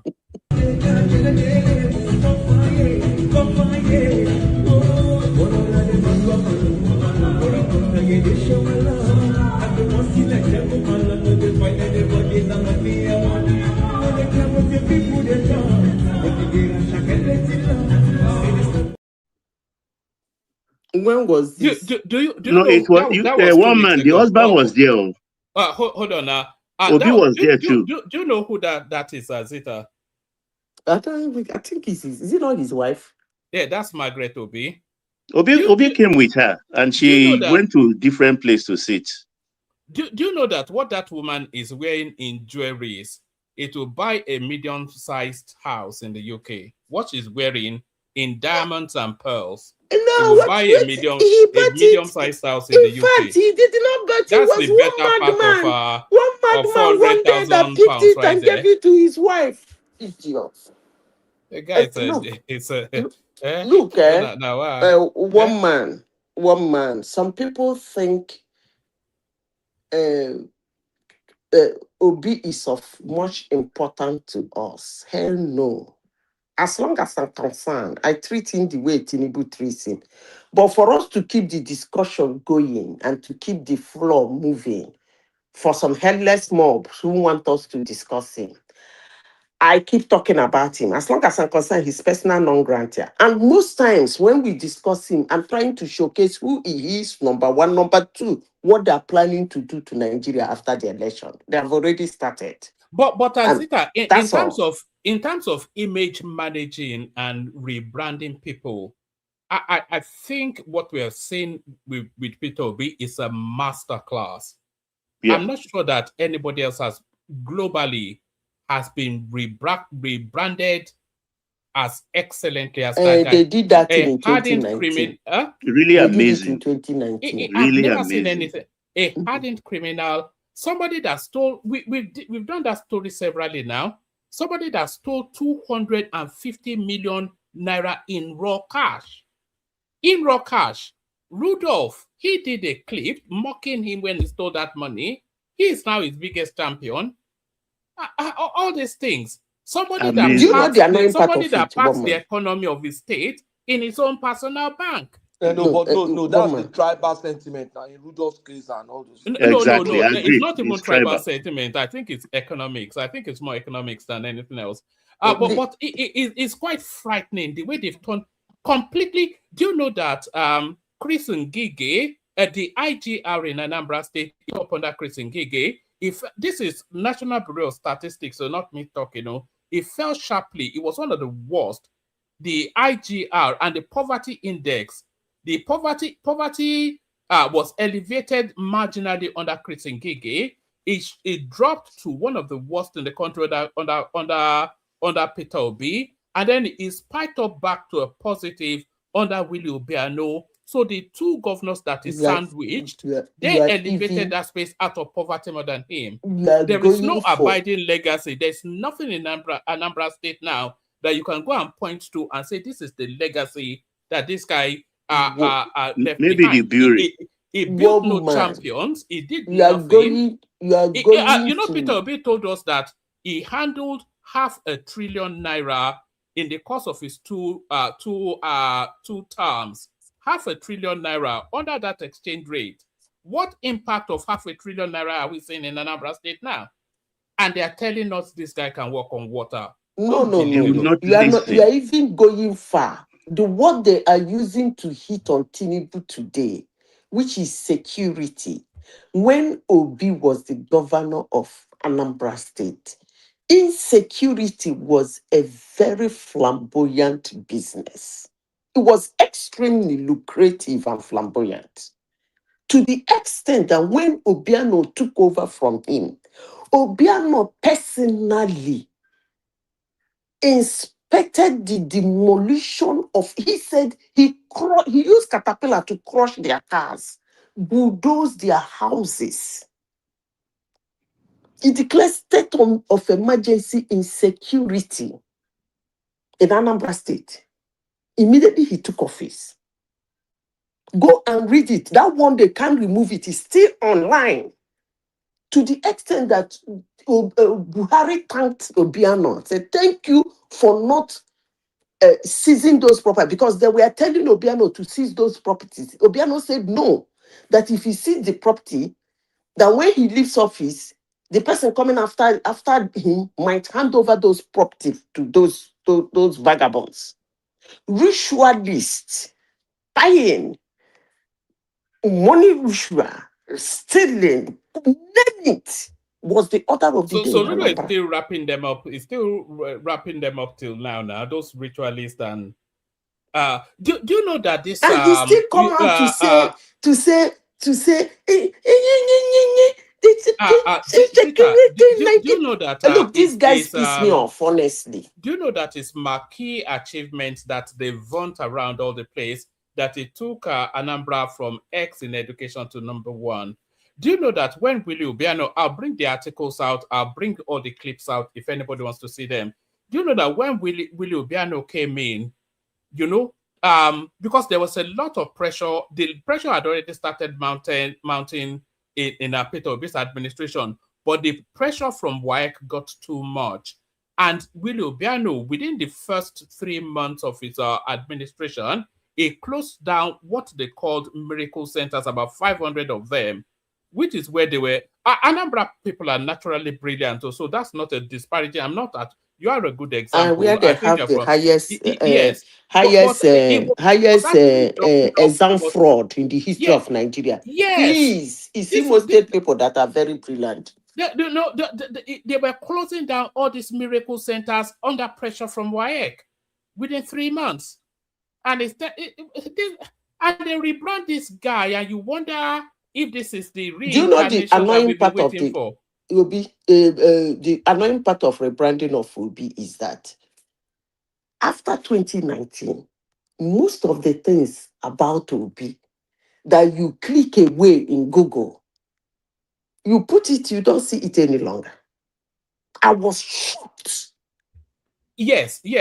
There is it's an impeachment petition which somebody sent me, and I misplaced it. I've been looking for it ever since. No, you can't see it. It's been deleted from the internet. Those things are in the cloud now. Unless you are into tech, you can go because there's a lot of things embedded in that impeachment petition. They did what they call reputation cleansing for him when Obasanjo forced him on a. Do you know, Zita? Do you know in that impeachment petition, a lot of things were these are $250 million that is stole. It was in that impeachment petition. It was one of the things leveled against him. But one of the key ones that was leveled against him, there's a guy called Paul Ododiem, and that Paul Ododiem is his business partner in Next International. Do you know that all of the contracts, a good 90% of the contracts in Anambra State under Peter Obi went to that guy? And do you know that there was no recourse to parliamentary oversight? There was no due process. It was just awarding the contract by fiat. And then they will come across this story and say, oh, they came with the budget. And I fall Okafor. I say, can you do it? He said, how much can you do it? I say something. Okay, go and take it. I send you 10. It was packing all the contracts to that Paul Ododiem, which was his business partner in Next International. That It guy was all is in a broad day criminal. impeachment petition now. The guy is hardened criminal. Woman, do you know? Let me say something that will shock everybody. You see this one that's saying Biafra, Biafra. Let's assume Nigeria allow Biafra to go. That Peter Obi cannot even be the president of Biafra. Now, me, they tell you, he can't win presidency It's in not Biafra clever land. enough. Look at the quality of people we have in the Southeast now. How will they manage? Look at the quality now. Are they going to pick him talking over rubbish. Kingsley Mogalu or Soludo or... You cannot be the president of Biafra, not to talk of, I don't know. But wait, hey, woman, I have shown my disdain on that guy on this platform as much as I can, as long as I'm concerned, his personal non grata. But as the music comes on, we discuss That's why they're him. after you. I will never force you to switch on your camera because you'll be at peace from this. Let me ask Zita one question. Yeah. Zita, I think, why are we discussing Obi? Why are we not supposed to be discussing their policy? What are they going to change? Why is it that it's only this thing that we discuss about them? We're not discussing something that will move. Are you asking me the question? Or are you making a submission? I'm asking you. Okay, let me answer you. Why we are not discussing their policies is they ain't got none. That is one. Why are we not discussing their policies is because they have not showed us any. Why are we not discussing their policies is because they are not doing anything. They want to do different. And let me finish now. They want to do different to unseat Tinubu. What they are planning is to disturb Nigeria after the election. So that's why we are discussing them. In media, the people supposed to be asking them, why are we following frivolous things? No. They want to disturb Nigeria after the election. That's what they want to do. So that's why we are discussing them. They want to destabilize Nigeria after the 2027 election. Because that's the only thing they got now. How to set Nigeria ablaze after the election. Do you remember the narrative of how this guy extrajudicially pied about 200 people and threw them in a river? Do you remember that story? He will tell you what do they call them? Without any recourse to law, he just had them pied and threw them in the river. Because they were against him. Hello, woman. Yes, Uncle Benno. Yes, I knew you couldn't bear it anymore. We're slaughtering your man. Good to have you here. No. I just wanted to ask when it's gonna be my turn. You know, I have to be now. Yes. So Zita, 2 more minutes and then we'll move it on. Sorry, Benno. When we get into Peter, unless we have another topic. As long as I'm concerned, they don't. Let's move it around so that and then once we get other voices, let's go to you, UB, because I know you are joining us from work. So the central piece is Godswill Akpabio inviting the Obidients to take a running jump over a short bridge, to go and hug transformer. UB in the building. Uncle Benno. Oh, yeah. Benno is joining us from. The people that want electronic transmission, no. Of course now. Or is Hardin is as obedient gets. That's why I like to have him here, because he counterbalances the conversation, and other obedience can come and join us as well. You get equal measure to speak as you will. There's nobody restricts anybody he's calling here. From America, and he cannot connect. And no, it's connected now. It's joining us from work. It's joining us from work. So, the dollar has to be made first. We'll go to Prince Daddy, and then we'll look back to Uncle Benno when it's ready for us. Prince Daddy, are you with us? Hello, man. Hello, one man. P. Diddy. Hello, one man. How you doing? Hello, man. How buddy? I did. Yes. Let's Dr. Simba go ahead. I'll just listen to you guys. I'm not sure the topic. All right. I think Beno might be ready for us. Yubi, are you ready? I saw him on mute just now. Is that work? So he has to balance. Simba. So hopefully this draws a line under it. But I think the narrative for the post-election drama, in fact, the whole election will be dramatic anyway, just off the back of this, because they'll just be wailing and gnashing about electronic upvoting and whatever. This clause, it creates more mess than resolves anything. Should Akpabio should it not just have invited them to fuck off and leave it at that? Good morning, everybody on the platform. Good morning to you. If you recall what happened after the 2023 election, it was this same thing that they were hammering on. Oh, why was it a glitch? Why didn't they transmit a result on real time? And that was why they said, okay, the whole thing was rigged. As Zita said, I think they are preparing ground for chaos in that country. They knew, or they already know that they cannot win that election. So they have started giving excuses. Even if you remember the last time Okubeno came here, he said he has given up. He has given up on something that Tinubu will win, whether we like it or not, is going to win that election. That's what they are going to do. And those are the things that they will give out there, even to the international community, that the election is not free and fair. That was why they lost.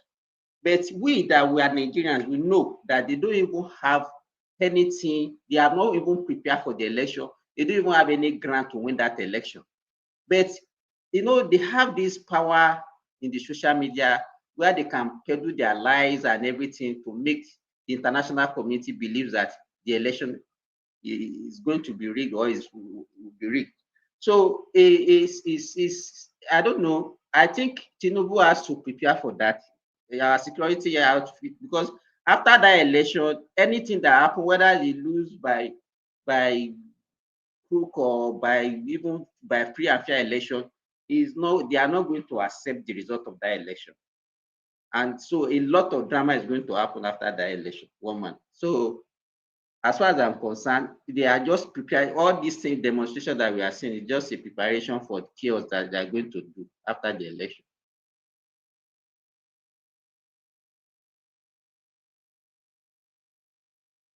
Yes, I couldn't agree more, actually, because I'm not quite sure what the fixation is with electronic transfer.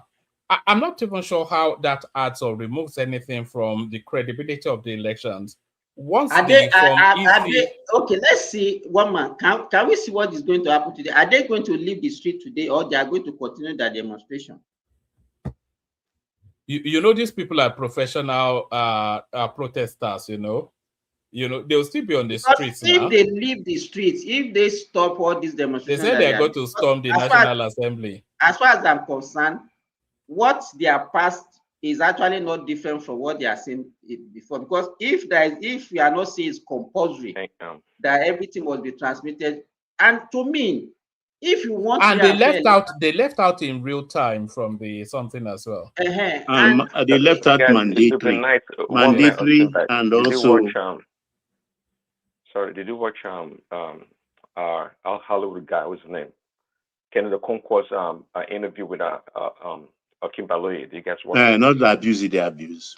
No, I couldn't bear. I can't bear watching that guy. Unfortunately, I saw it, but I just couldn't bear it. I couldn't. There are certain people that, like Rufai, you saying, I can't bear watching him. It jars me. They are competing now. Who can spew out the best abuse or the worst abuse?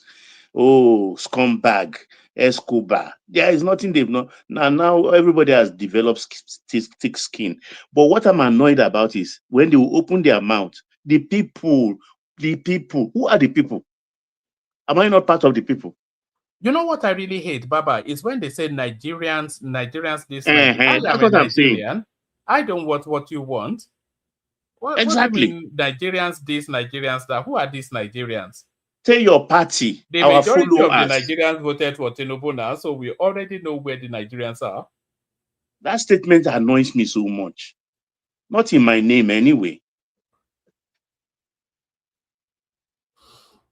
All right. Does anybody have any thoughts on these tickets that we're waiting for UB to join us? It's at work, as I said, so the pressure of work. Does anybody have any thoughts on these tickets that Obasanjo is wanting to put together? Is really pushing this hard. You know, it'd be quite curious actually to see if they can snatch. They say snatch it, grab it, and run away with it. I wonder if they can snatch, grab, and run away with ADC from Atiku-san. Obasanjo backs Peter Obi as push for joint ticket with Kwakwanso intensifies. So, what are you making of that? How realistic is that? And is the pressure because Atiku has actually come out to speak to it in the direction of this sort of a narrative. So, what are you making of this? How feasible is it? And if it does actualize, are you with Zita to say the moment they announce that ticket is the moment Tinubu wins? Because who in the North is going to vote for Peter Obi? One man, I think we are overrating the power of Obasanjo when it comes to politics. Can Obasanjo install governor in Ogun State? A governor in Ogun State? Talk less of now saying you want to install a president in Nigeria. I think that man should just go and sit down and just rest and. No, but I think you are missing some point there. He's not trying to install, he's trying to mobilize a ticket. And then those guys. Let me tell you, who are his supporters? Who are the people that can mobilize? Now, he's trying to broker. You can be a broker, even we that don't have supporters. We can be the one who knows Obi and who knows Kwakwanso. You are a friend of both, and then you can help them as a facilitator to agree and reconcile their differences, and then they run. The implication of that is this. Northern vote, Kwakwanso will get more now. And that the more that is going to get it from Atiku. How? Let me ask you, Patrick, how would Kwakwanso get more northern vote than Atiku? Because now he's going to work. He has hope that, okay, if I do, he's not going to get more than Atiku. He's going to take part of delegate. Let me finish. He's going to take more vote than he got last time. But that vote is not going to come from Tinubu's vote in the north. It's going to be Atiku's vote. So he has reduced that. He's going to be reducing Atiku's vote. And that strengthens Tinubu's position, just like Zita said. I agree with that. Because they are now reducing Atiku's vote. We have to talk about Patrick. We have to talk about primary first, too. It's going to broker a ticket. Are you not aware that Atiku is trying what they're actually discussing, Patoski and Simba as well, in the ADC is to, before the primaries, agree on a consensus candidate. That's what that's not going to happen. That's not going to happen. To get Peter Obi, has to be through. Peter Obi cannot emerge through primaries. So if it's ever going to him, it'll be. Yeah. I'm hearing that Atiku is planning to go to his party. That the party he has proposed to register will soon be ready. What's the name of this party? AAC. Yeah. No, they've registered NDC. Is it NDC? Or NDC and one other party. AAC. So I think from what I heard, it's going to go there. Because this ADC was Obasanjo's party. Obasanjo had, before now, he had a very strong influence in that party. Was it not maybe Kachuku that owned that party? No. Let us imagine a situation whereby Atiku leave ADC. Who will be left in that ADC? If Atiku leaves, Abubakar Malami and the rest of them would leave as well. So where will ADC get the money for the election? Will now. Rotimi will leave too. It's better for Tinubu. That's no, it's better. It's a win-win situation. I've said it long time ago. No permutation is working.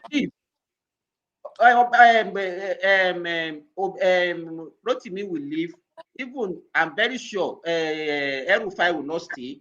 Malami, Tambuwal, David Mark, all of them. So Pantami has already gone back to the APC anyway. What will be left of Pantami has gone back to APC now. Yes, he has. Yeah. All those ones there, they don't even have political value. Erufai does not have any political value. again. Other than to call people scumbags. And to talk on TV, yeah. He talks more intelligently than that here anyway, so still manageable at that level. It's going to be the Profanica day. It is this It's frustration that going to be is the driving Fanica them of mad, APC. actually. It is this frustration. So they want to cause anarchy. And they, they don't know what is coming. If they know, they will better pack their batter and go back to their houses and wait Baba, till 2031. Baba, let me tell you the point. If they cause anarchy, they will only cause it in their region. When Buhari was using baboon and something to threaten people, the baboon that was bathed in blood, was it bathed in Lagos? No? It was bathed in their own region. That's to tell you how upside down thinking, the kind of upside down dead thinking that they have. I don't know the grammar to use. How can you be thinking that way? Babu is going to bathe in blood, and you are talking of your people that you are fighting. How is it different from Nnamdi Kanu? That Buhari man now. How is it different from Nnamdi Kanu? The same people that you say you want to rule, you say that Babu is going to bathe in blood, and your people too. So it's somehow. So if they want to create problem, they will not create in the southeast because of that. I know that they will not go and be buying. Southeast will not go and buy their people and say they didn't vote for Obino because they will vote. And I don't see anybody trying to buy anybody in Lagos.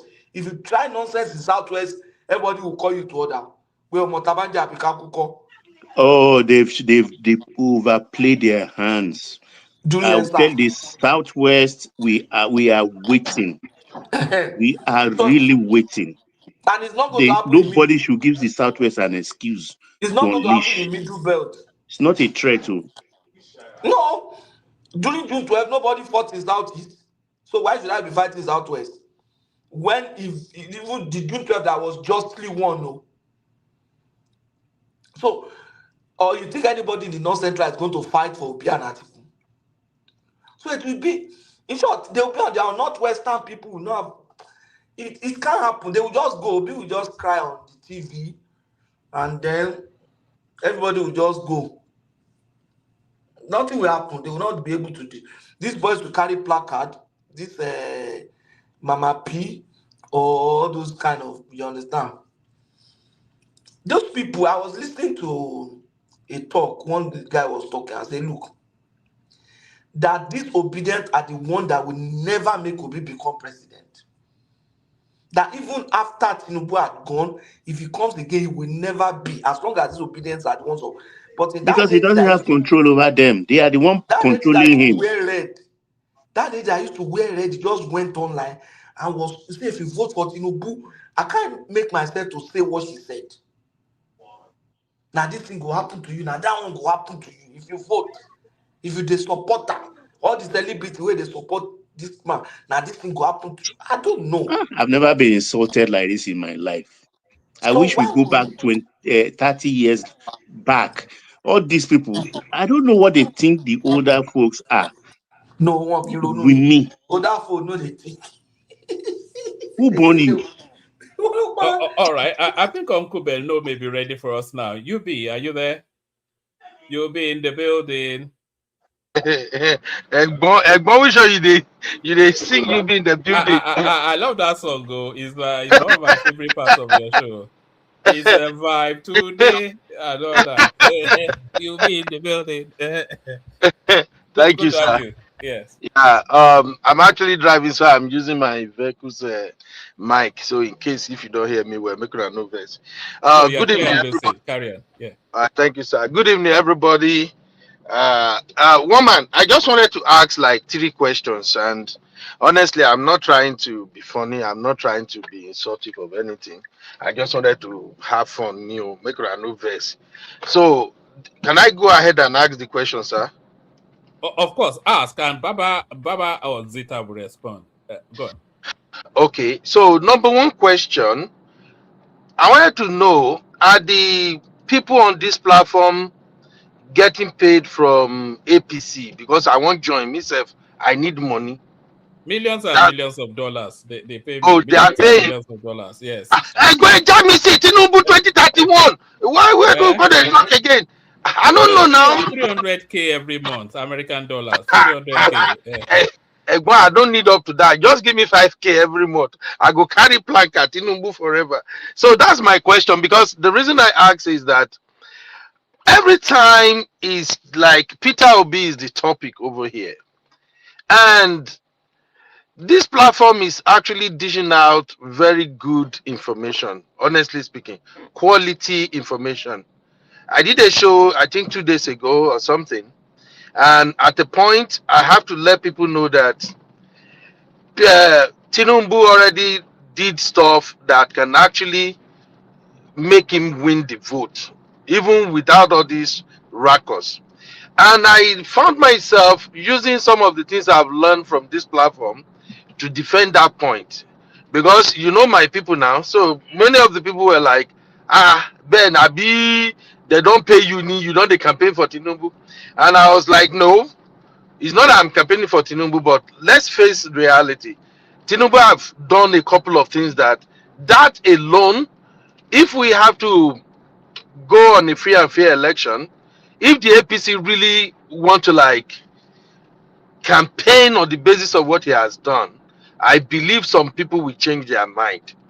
And I get all those information mostly from this platform, just by listening to people here, Baba, Uncle Ola, yourself, and many other brilliant uncles on this platform. So that's why I'm asking, like, right now, I was just looking out for, okay, what's going to be Tinubu manifesto? What are the things they are going to do? What is APC plan and things like that? But unfortunately, I got here, and all I hear is Peter Obi, Peter Obi, Peter Obi. So that leads me to my second question. Is Peter Obi that important and very scary that people have to discuss him all the time? I'm sorry, like I said, I'm an obedient by choice.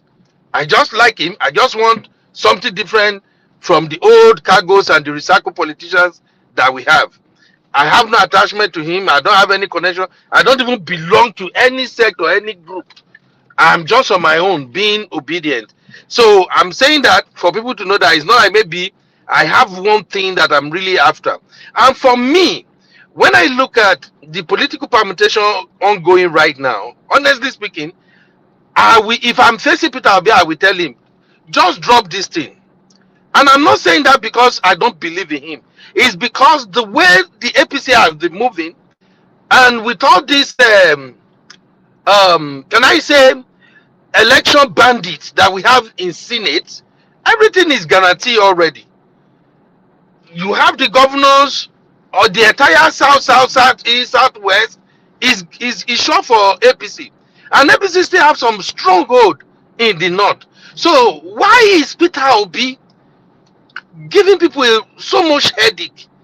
Like Peter Obi, Peter Obi, Peter Obi. For me, I don't see what you want to see, to be honest. So that's my question. Is Peter Obi that's so scary that it has to be subject of discussion? Those are my two questions, sir. Thank you. Okay, Uncle Beno. Yes, sir. Let me try and answer your question. Peter Obi is not Ologomgom. He's not Ologomgom. He's a politician. He was a governor for 8 years. So he's part of the old political circles we are confronting. What is getting everybody's goat is exactly the question you ask. Why everything Peter Obi, Peter Obi? He's the arrowhead of the opposition. And he's presenting himself as Mr. Clean. So his life has to be, his political life has to be examined. He presented himself to administrate the country.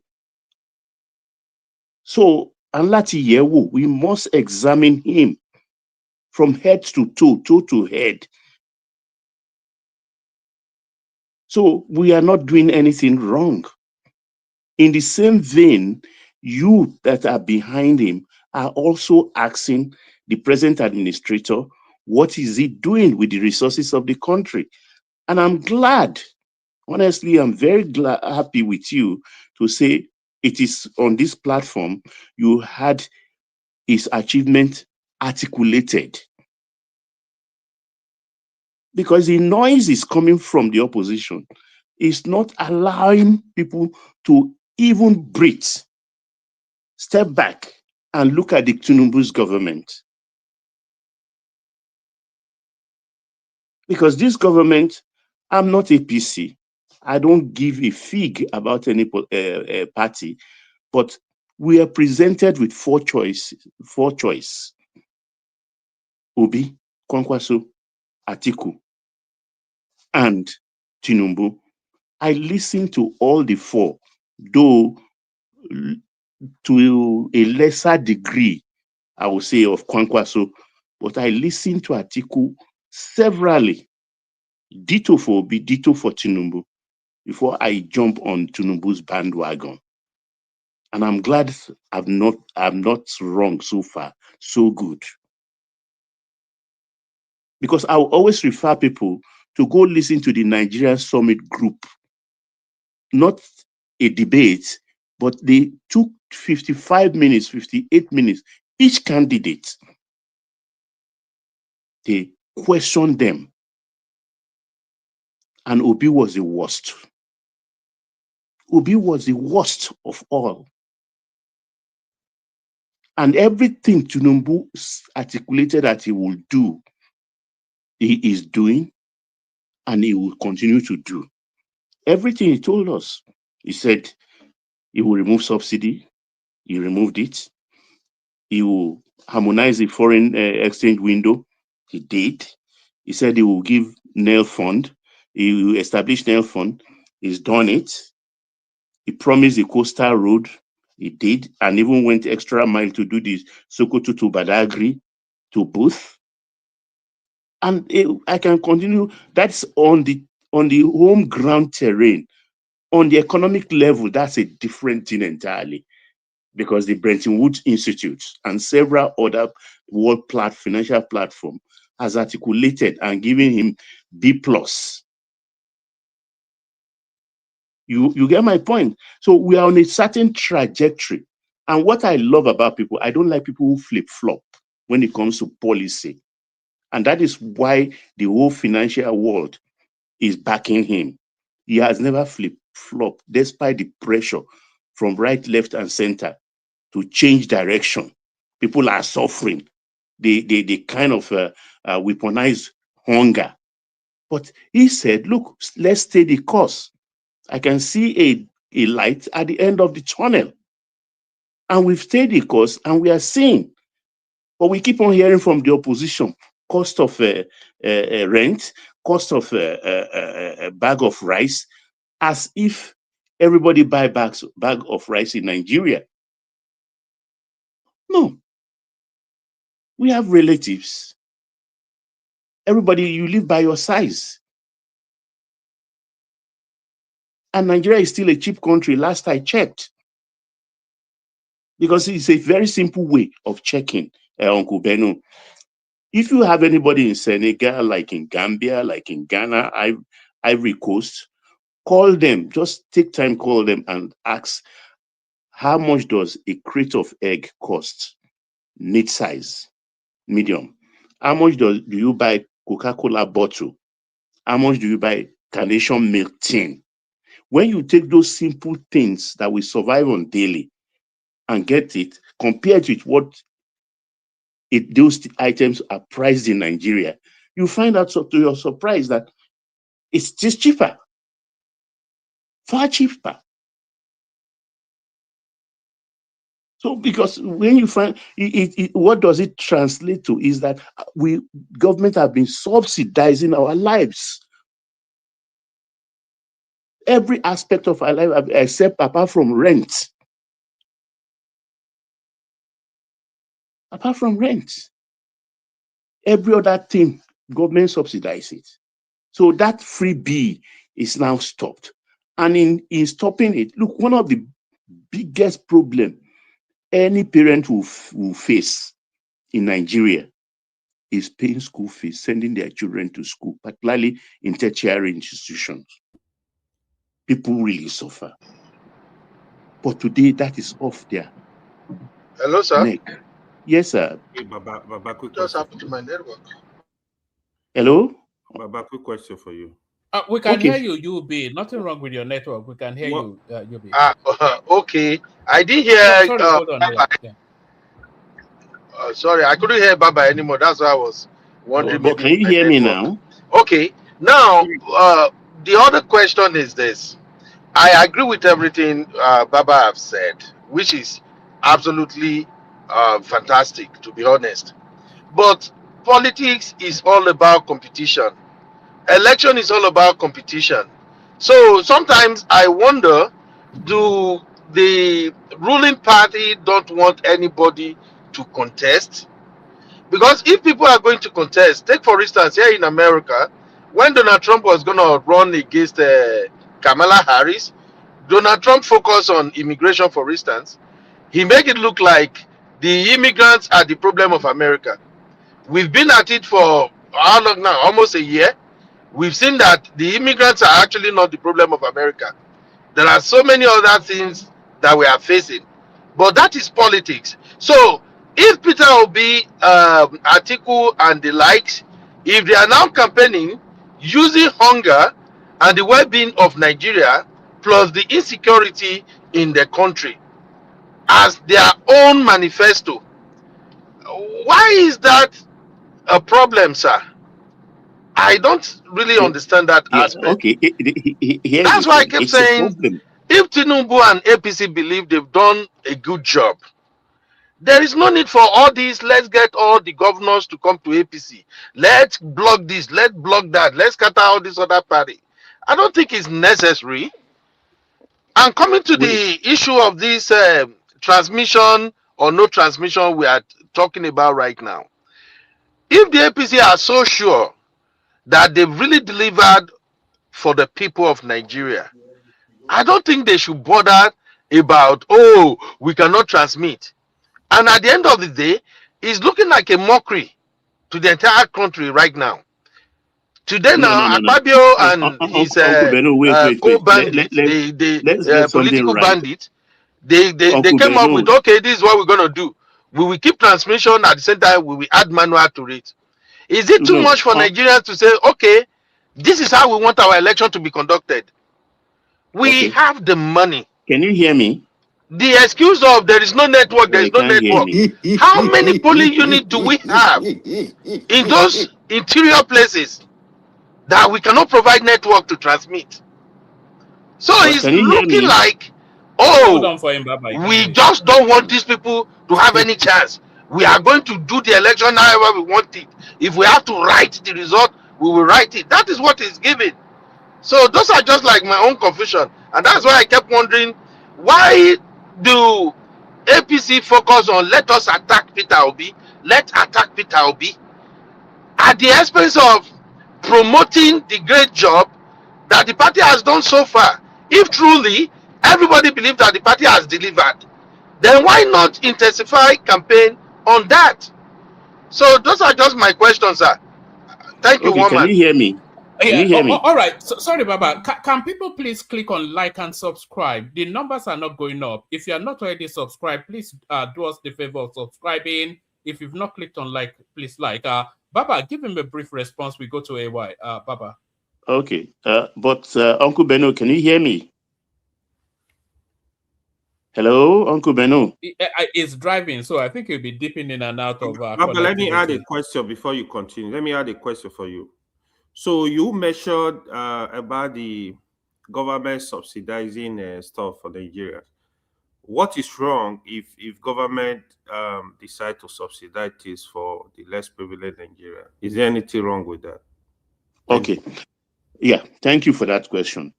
When it's supposed to be done structurally. What I mean by structurally, there is a country in West Africa, for instance, when the government of the day came and said, or the government that was outside said, we will do SSS and GSSS free, including boarding house and everything. We told them in that country that it is not possible.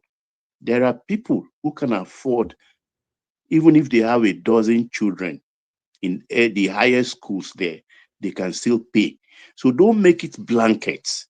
Make it affordable for those that are less privileged. They didn't listen. It brought down the economy of that country until today. It's IMF that is managing the economy. So what I mean by that is this. Those less privileged are the ones to be subsidized. But if they have to be subsidized, we have to have proper records. Proper records. If you earn 70, 80,000, and in the location where you have your job, unfortunately, you cannot afford the rent there or this thing, you can apply and they can help you with subsidized rent. Same thing for food. But for tertiary, already your child or your ward can go get a loan and go to school. But if we do it like freebie, what is that money something like Professor Shimbaji was going to marketplace and dishing out, counting money and dishing. That was an eyesore. That's not the way a country is run. It breeds corruption. So this man is saying, look, let's put a stop to it, particularly when the better edu thing happen. That, oh, this nonsense, let's count ourselves first. When we have the numbers, we know who is who. We know the grade of earning capability of everybody. Then we know those who need help. Then we help those people. There is money. There is money. We can't continue to just throw out money to every Dick, Tom, and Harry. And even as we speak now, there are different levels at which they are even helping people, but you have to be a cooperative or an association. They are different. Don't let anybody from home come back and deceive you that they are not enjoying one kind of a freebie or the other. They are still doing it. They are even paying people to go to trade school, go learn plumbing, go learn tailoring, go learn electrician, and things like that, technicians, welding. They even pay those ones. How many people know about this? Even till now, they still call me, for instance, money for jump, money for this. And I tell you, no, you can't deceive me. Go to so and so place and register and collect the money. There's money to be given. Are you not a Lagosian? Or are you not from Abeokuta? Is your mother not from Abeokuta? So people like me, I'm on top of everything, so I can't be deceived. So these are the things that we have to count before you do anything. Count yourself first. So you know that 60,000 people are out of work or they need help. So out of the budget from welfare department or anything, you know it's for 60,000 people. But now it's not the case. All they just do because of the cry of the people, they just dish it out. And they are building houses too for poor. Though it is in small numbers, but we have shortage. Because people are saying, no, create a rent tribunal. How can you control what you don't have or what you didn't build? You can't tell me what I should take for my house. I don't support price control. So that is the essence, like the tax bill now.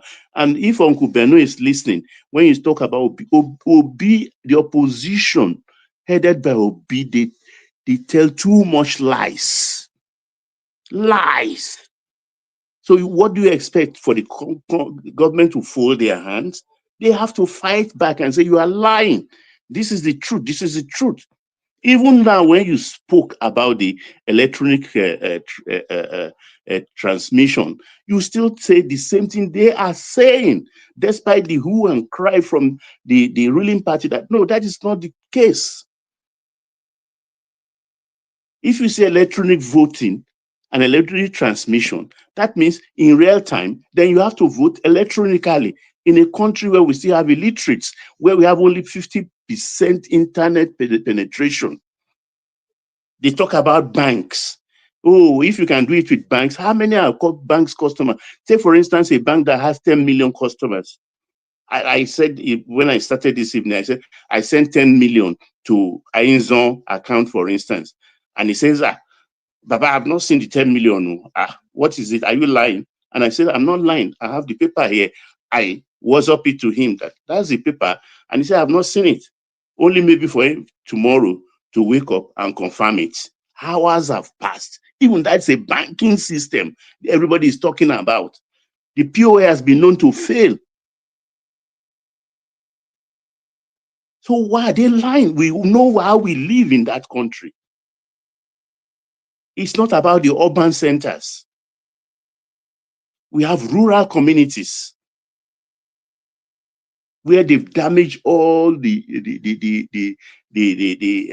internet towers and everything, and people just come and repeating the same thing, repeating. And if you allow them to continue repeating these lies, people will believe.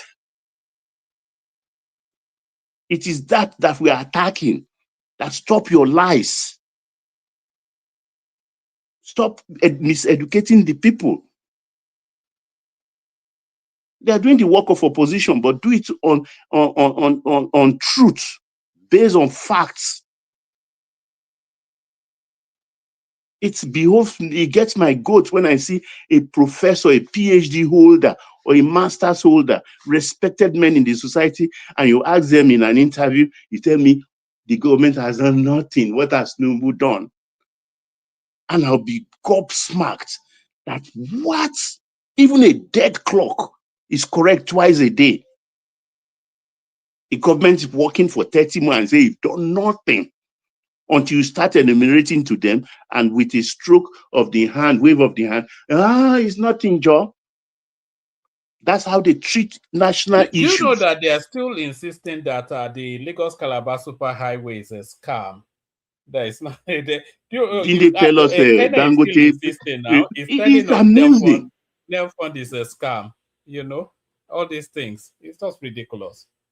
So I hope Uncle Beno, I hope I've maybe satisfied you a little bit. Thank you very much for the opportunity. All right. Thank you, Baba, for that expansiveness. And also to add, the question AY, UB rather, the reason why Obi is discussed so much is because thank you, sir. My network is messing up, but I hear you, sir. Thank you. Yes, Okay, bless you, man. hear this. Hopefully, you hear this as well. The reason why Obi is discussed so much is because Obi always foists himself onto the headline.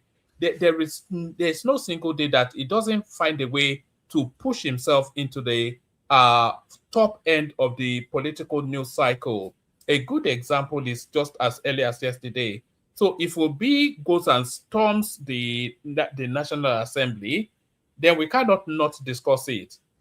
You know, he's always pushing himself to the front of the headlines. And that's why he's Atiku lost the election. Atiku came second. Now, how often do we discuss Atiku? He is regarding his strength in Abu Dhabi. Traditionally, when an election is over, the campaign stops. But this guy, Peter Obi, he has not broken a stride since the election results was announced. He's been campaign every single day. So that's why it's a recurring decimal. But let's hear from AY. AY, floor is yours. Give us about 5 minutes, AY. Good to see you. You are late for class as always. Yeah, exactly. You sit at the back. Yes, greetings everyone. Good discussion so far. I've been listening. So I think Baba tried to correct this electronic transmission of result. I know I was explaining that to Ola this morning. I think people are using the wrong word, really, like when they say was real-time transmission of result. Nigeria that's not what Nigeria asking for, really. I think it's just misuse of words. When you say real-time, it actually means like as I'm voting, the vote is going to the system. As one man is voting, the vote is going to the system. It's just like right now, we are on real time. So after this show end, that is not real time. You can't call it real time. So basically, what Nigeria asking for is after the So election. sorry, AY. Can people please push up our subscription? It's not moving. If you're not already subscribed, please do. At least 10 people before we come to an end. Sorry, carry on, AY. Okay, so what Nigerians are asking for after the election, the ECATA, right? So is duly signed by the party agent, by the presiding officer. Then that result is gonna be uploaded in the iRev so that Nigerians can have access to that result. They can see it actually. They can see the result. Then you transfer it to you transfer it through the system to the collation center at the headquarters. This is actually what Nigeria asking for.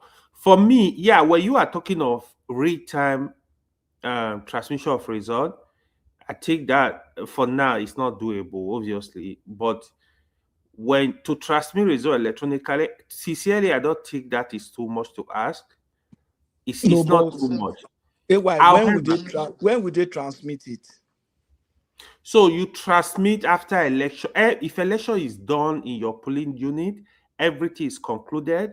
Everything is signed. You transmit it before everybody Do you know dispatch. do you know the implication of that? What's the implication? Zita mentioned something. That thing got me thinking. You know, campaign stops immediately a night before the election date. Right. So have that at the back of your mind. Not a night, actually. It's 24 hours before the election. Before the election day, okay. Then, do you know in judiciary they said that if a case is in court, you don't discuss it. Mm-hmm. You know, because they don't want interference. They don't want discussions to sway the judge's thinking. True. Now, if I am about to vote and I check transmission, Tinubu is already winning some places. I say, I beg, I don't want to vote again, or let me just vote for Tinubu. After all, he's winning from what I'm seeing. So I don't believe that it should be transmitted as that election is conducted in that polling unit, but be transmitted after the election, after every election is completed. No, I disagree with because you. Because you don't understand what I'm trying to say. Yeah, I get your point, but you I don't disagree want to influence. You don't want to influence other people. No, because all I can do as a sitting government is this: all the places that we are leading, I'll just get them transmitted fast. So people say, "Oh, Tinubu has won." No, you understand? No. It should be transmitted, but it should be after the election in the whole country has been concluded. No. So then the reason for doing that is gonna be defeated. So what's the reason for doing that? So one of the main reasons is the party agent will be a witness to that transmission of that result to the center, to the central system. Okay, so if the party agent witness the transmission to the center, but INEC refused to open that portal to the whole of Nigeria, what does that? See, do you know how many polling units we have all over the country? Do you know the number? I'm looking at alternatives now. About 177,000. Yeah, it's very high. So nobody will care. So even when they do it local, let's assume they do even councillorship election. You will know now, for example, oh, PDP won in this polling unit. Oh, APC won in this polling unit. You will have idea. To be honest, I don't think it's too much. Look, we need to look at it this way. This is for the benefit of every Nigeria. Because trust me, even if you are supporting the government in power today, tomorrow is going to be a different thing. That's what PDP did that really hit them out. You see today now they are crying like fowl. If you don't know, you will think they are innocent. They are not. So I just want a system that will work for Nigeria. Even when the government leave power, like we have a system that I'm also for that. I'm also for that. so That's what I was going talking forward, when it comes to issue of real time, we can plan for that. Probably in the next 3-5 election cycle, we can get to that point. It's just a planning. So we have the resource, give INEC the resources. Okay, how can we achieve that result? Work with the telecommunication company in Nigeria, work with Starlink. You can cover the whole of the whole Nigeria, and you have real time transmission of AY, do I tell you the cost of Starlink? No. Yes, I know. I have Starlink in Nigeria. But here is it, right? If you go into agreement with Starlink company itself, Starlink dealing with Starlink headquarters, you don't need to buy those equipment. You can go into some kind of contract with them where they So will sorry, cover... AY, can people please subscribe? The subscriptions are not going up. They should be going up now. There's a lot of people watching that are not subscribed. Please subscribe. It's only one click of a button. Sorry, AY, carry on. Okay, Baba, Starlink can cover the whole country for you. It's just going to be a matter of a contract of 24 hours. We are doing election today, cover the whole country, and you pay them their money. I know they have a lot of budget. I think this year is like this election is like 1.something trillion. So this system is going to favor every Nigeria. I want a situation where if one man want to go to Oyo to contest, he's going to go there, explain to them, these are my programs. I want to make a change. I want to make this sacrifice so that the people can listen to him. If they feel like they trust him, he can get the job done, then they will vote for him. Not a system where the other thing Nigeria should pursue now is independent candidate. I don't want a system that will favor people today. Tomorrow, when you live there, you are crying. Look at the ADC people cry today. Just imagine David Mark of all people is also crying. Yeah, you are on the money when it comes to in the independent candidates. I look forward to that, seriously. Okay. David Mark, that was a Senate president for how many years? You are crying? Really? They are so annoyed. That's why I don't listen to some of these politicians. But this system they are canvassing for, to be honest, if you ask me today, I would say among the senators, they won because there is still an alternative to transmit result as it stand. If it stand today, as it stand today, the manual transmission. If the electronic transfer is not working, it makes sense. Which is a loophole.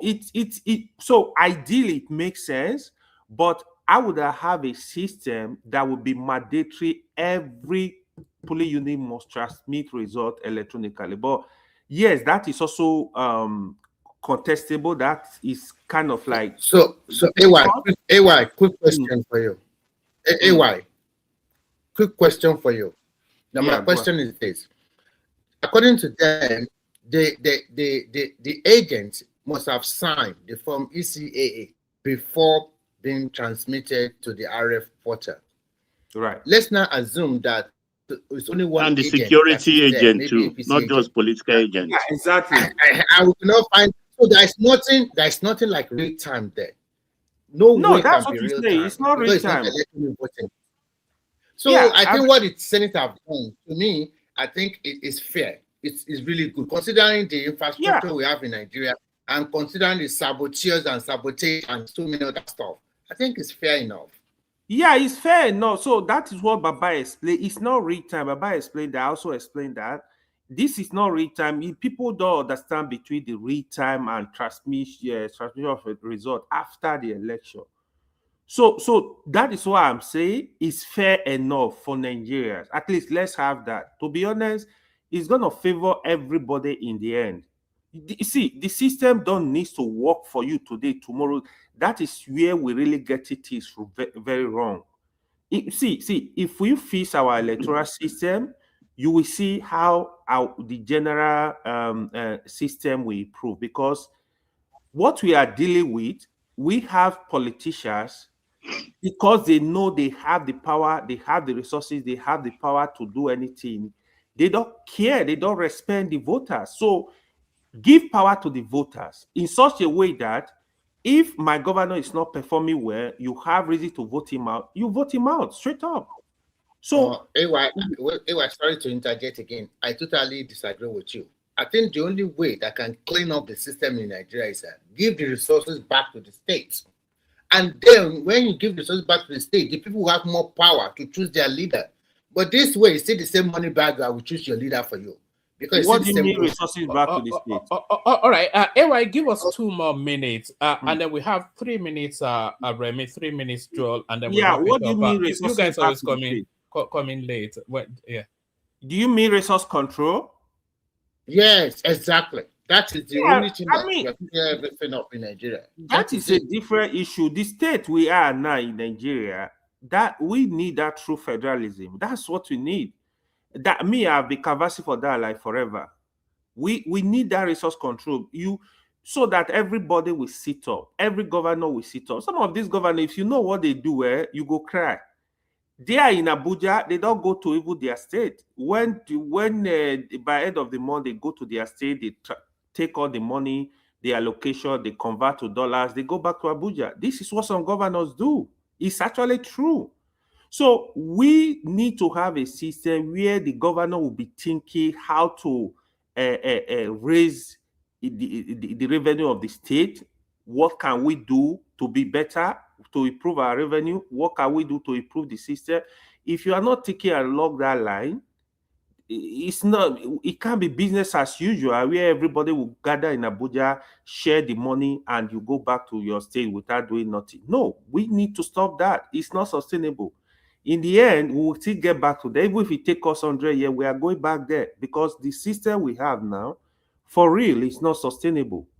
What could have been sustainable is even if state or region they have, let's say Lagos State, for example, you give percentage of what you are getting to the federal government. The government can actually, in the next 10, 20 years, they can help states that are struggling to set up their system. Like say, okay, this state want to go fully to agriculture. They can say, okay, federal government can match it dollar for dollar and make sure you have a plan, a clear plan where you are going. Federal government can support that in the next 10, 20 years, let's say maximum 10 years, and you start on your feet and do your thing. So every state is viable if we do it this way. It's just like children of the same parent. If your father is rich, for example, is giving you $2,000 every month, you think you will go and look for a job? Maybe you go look for a job in Nigeria, for example. Let's say they want to pay you like $500. You will be asking like, why will I go work for $500 when my father can give me $2,000 every month? This is the system we are running. But if your father is not there, you will wake up, you will work harder to make sure you excel economically and generally. Everybody will be competing. Everybody will work hard to make sure they feed their family. That's what is wrong with Nigeria, part of the thing.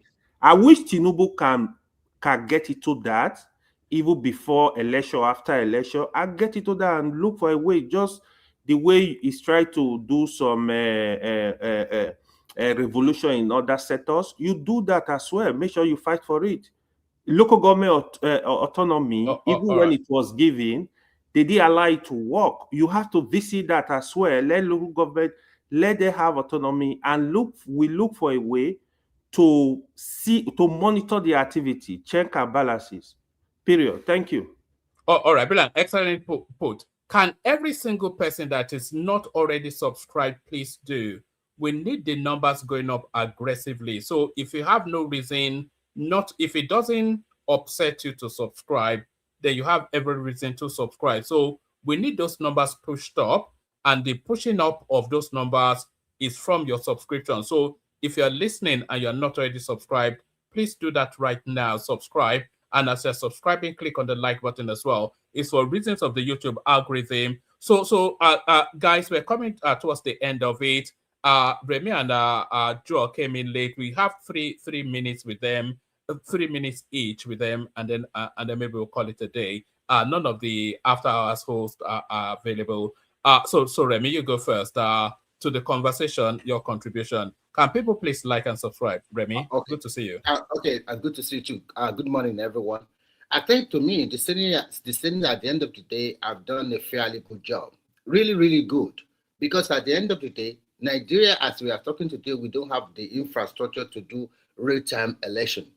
And if you want real-time transmission, that means exactly it must also be electronic voting, as simple as ABC. But when you have to collate the result and put it into form ECA 8, and then the countersigned by the security personnel and also the party agents, then you cannot tell me that is real time anymore. Sometimes I wonder what these politicians are thinking, people that are in the opposition. I listened to an article yesterday calling APC party of forgers and riggers and all sorts of names. I just asked myself, in 2015 or 2014 or 2013, you are in APC. You are there. Because they did not pick you, that is why you hopped out and contest again in 2019 against Buhari in PDP. And all of these people are spent force. They don't have nothing to contribute to national development anymore. So, but unfortunately, because of the literacy level of most Nigerians is not so high, so they can just tell whatever they want to say. And because of religion and tribalism, people vote along that line. These are not people you can put into the arms of our face in that country. If your principal can tell us that you are not worth it, how can, well, because of religion and tribal. So I think this electronic transfer of results the Senate have done, I think is wonderful. Because as we all know, on the election day, there will be so many hackers into the system. That is guaranteed. And there will be so many saboteurs that want to sabotage it, maybe from any of the political party or any interest group or whatever you call them. So this time, I do not see anything that changes from the one that is in 2022. It's still the same thing. At the end of the day, it's still the same thing that they will pass both houses. You are still going to write it in Form ECA 8A before you now upload it into the IRF portal. And even if you are following INEC that day, you remember that all these results are coming from different wards of the Federation. You cannot get the exact results at the same time. It's impossible. They're still going to go to the state coalition and the state to the national coalition. It's still going to be the same thing. So I don't know why Nigerians, I think what we should have done is to continue to improve our institutions, especially in the area of fiscal accountability and also in the area of what I mentioned before, state resource control and devolution of power. If we do this, then we will see people that really want to, that can think and really want to work for the state will come out. But the system of we are doing now, and Nigerian politics is all about money and influence, which is, to me, is nearly the same thing all over the world. It can be in different form. If you don't have money, you can't play politics. And if you don't have the influence, you can't play it also. It's just a game of win and lose. But if you're a group started, then you can win. And if people like what you are talking about, or people like you, you can also win. But if you lose today, it does not mean you cannot win tomorrow. But a lot of our people, I don't know whether it's a black nation, and we like to demarcate the same country we call our country. Just demarcate it. Anything terrible, anything bad is Nigeria. Is it not the same Nigeria pre-2023 that things were so worse under Buhari that they were using money to buy money, cash to buy cash? Is it not the same Nigeria of today, now that we're now saying the exchange rate is going down? Is it not the same Nigeria that more investors are now going to Nigeria to invest? Is it not the same Nigeria that 2 or 3 years ago, there's no coastal road, there's no NEL fund, that things are now coming to forth? The same country. Is it not the same Nigeria that people are now going about their business, doing their commerce? Is it not the same Nigeria that people that are really want to work are getting work? I was watching a video the other time. They were constructing a road in, I think it's from Oreshagam Road, the highway that they are doing, that Umai was doing. And the workers there are begging Nigerians that they need more workers. One more minute, Remy. One more minute. Yeah, that they are begging people to come and work for them. And they are soliciting on TV, on that video, that we need more people to come and work. And they said the pay is fairly good. Come and work here. And we say an average Nigerian, I don't have work. I don't want to do that kind of job. What job do you want to do? You want to be a banker? You don't have the qualification. Even if you have the qualification, there is no room for that anymore. Technology have taken over. I will stop here so that other people can talk. Thank you, woman. Hello, woman. Yes, I'm here. All right, brilliant, excellent. Yeah, I'm done. Thank you. because I don't want to take too much. Yes, thank you, Remy. It's only because you came so late. You came just towards, I was about to shut it down when you and Joel came in, but you can't come in and not get to speak. So thank you. Oh, all right. So yeah. So the final word goes to Joel. And by the way, can people still push up the numbers are not going up aggressively. If you are not subscribed, if you are listening now and you are not subscribed, then please subscribe. We need these numbers going up aggressively. So please subscribe. Do us that favor with your subscription. Joel of Nashville. Thank you, one man, and for the opportunity to talk tonight. I know that it must have been a long day for you. And then to those listening, morning, afternoon, evening, to whoever, wherever you may be listening from, Joel of Nashville. One man, today it was a step in the right direction. And that is what we were clamoring for. Give us that we asked for. Enough of the games. We are tired of it. We want to be able to fire and recruit the leaders that leads us. We do not want our result to be determined, or whoever comes into power to be determined by the collation centers. So for those of you who come out here to say that some people are marketing our country, you are the one marketing your country when you say you cannot transmit something as easy as a picture. And even if you say that 8% of Nigeria is not connected to the internet or does not have internet access, which I know is a lie. 92%. You can also work with 92%. Why you organize, better elections or direct elections in those other areas, and of which those results that are coming out from those other areas are not missing. So why do we keep lying to ourselves? You have over 30 governors, and you're still afraid. You could see Akpabio shaking because they know the politicians that are involved in those elections. They know where they lose their elections, and they're telling you it's at the collation center. I have engaged in one of those in the past when Rochas Okorocha came into power. We marched to the collation center. I did not know the reason why we were going there. But as time goes on, I say, how do these people rig this election? After last 2023 elections, I came to find out that Wike is bragging. Everything that they do is in the collation center. Because no one politician will be able to mobilize thugs around different police stations on election day. It will be a hard thing to do. So let us say, everything we asked for, we did not get today. What were we asking for those, just to refresh our memory? Take a picture of the ECA aid form and post it on the IREV.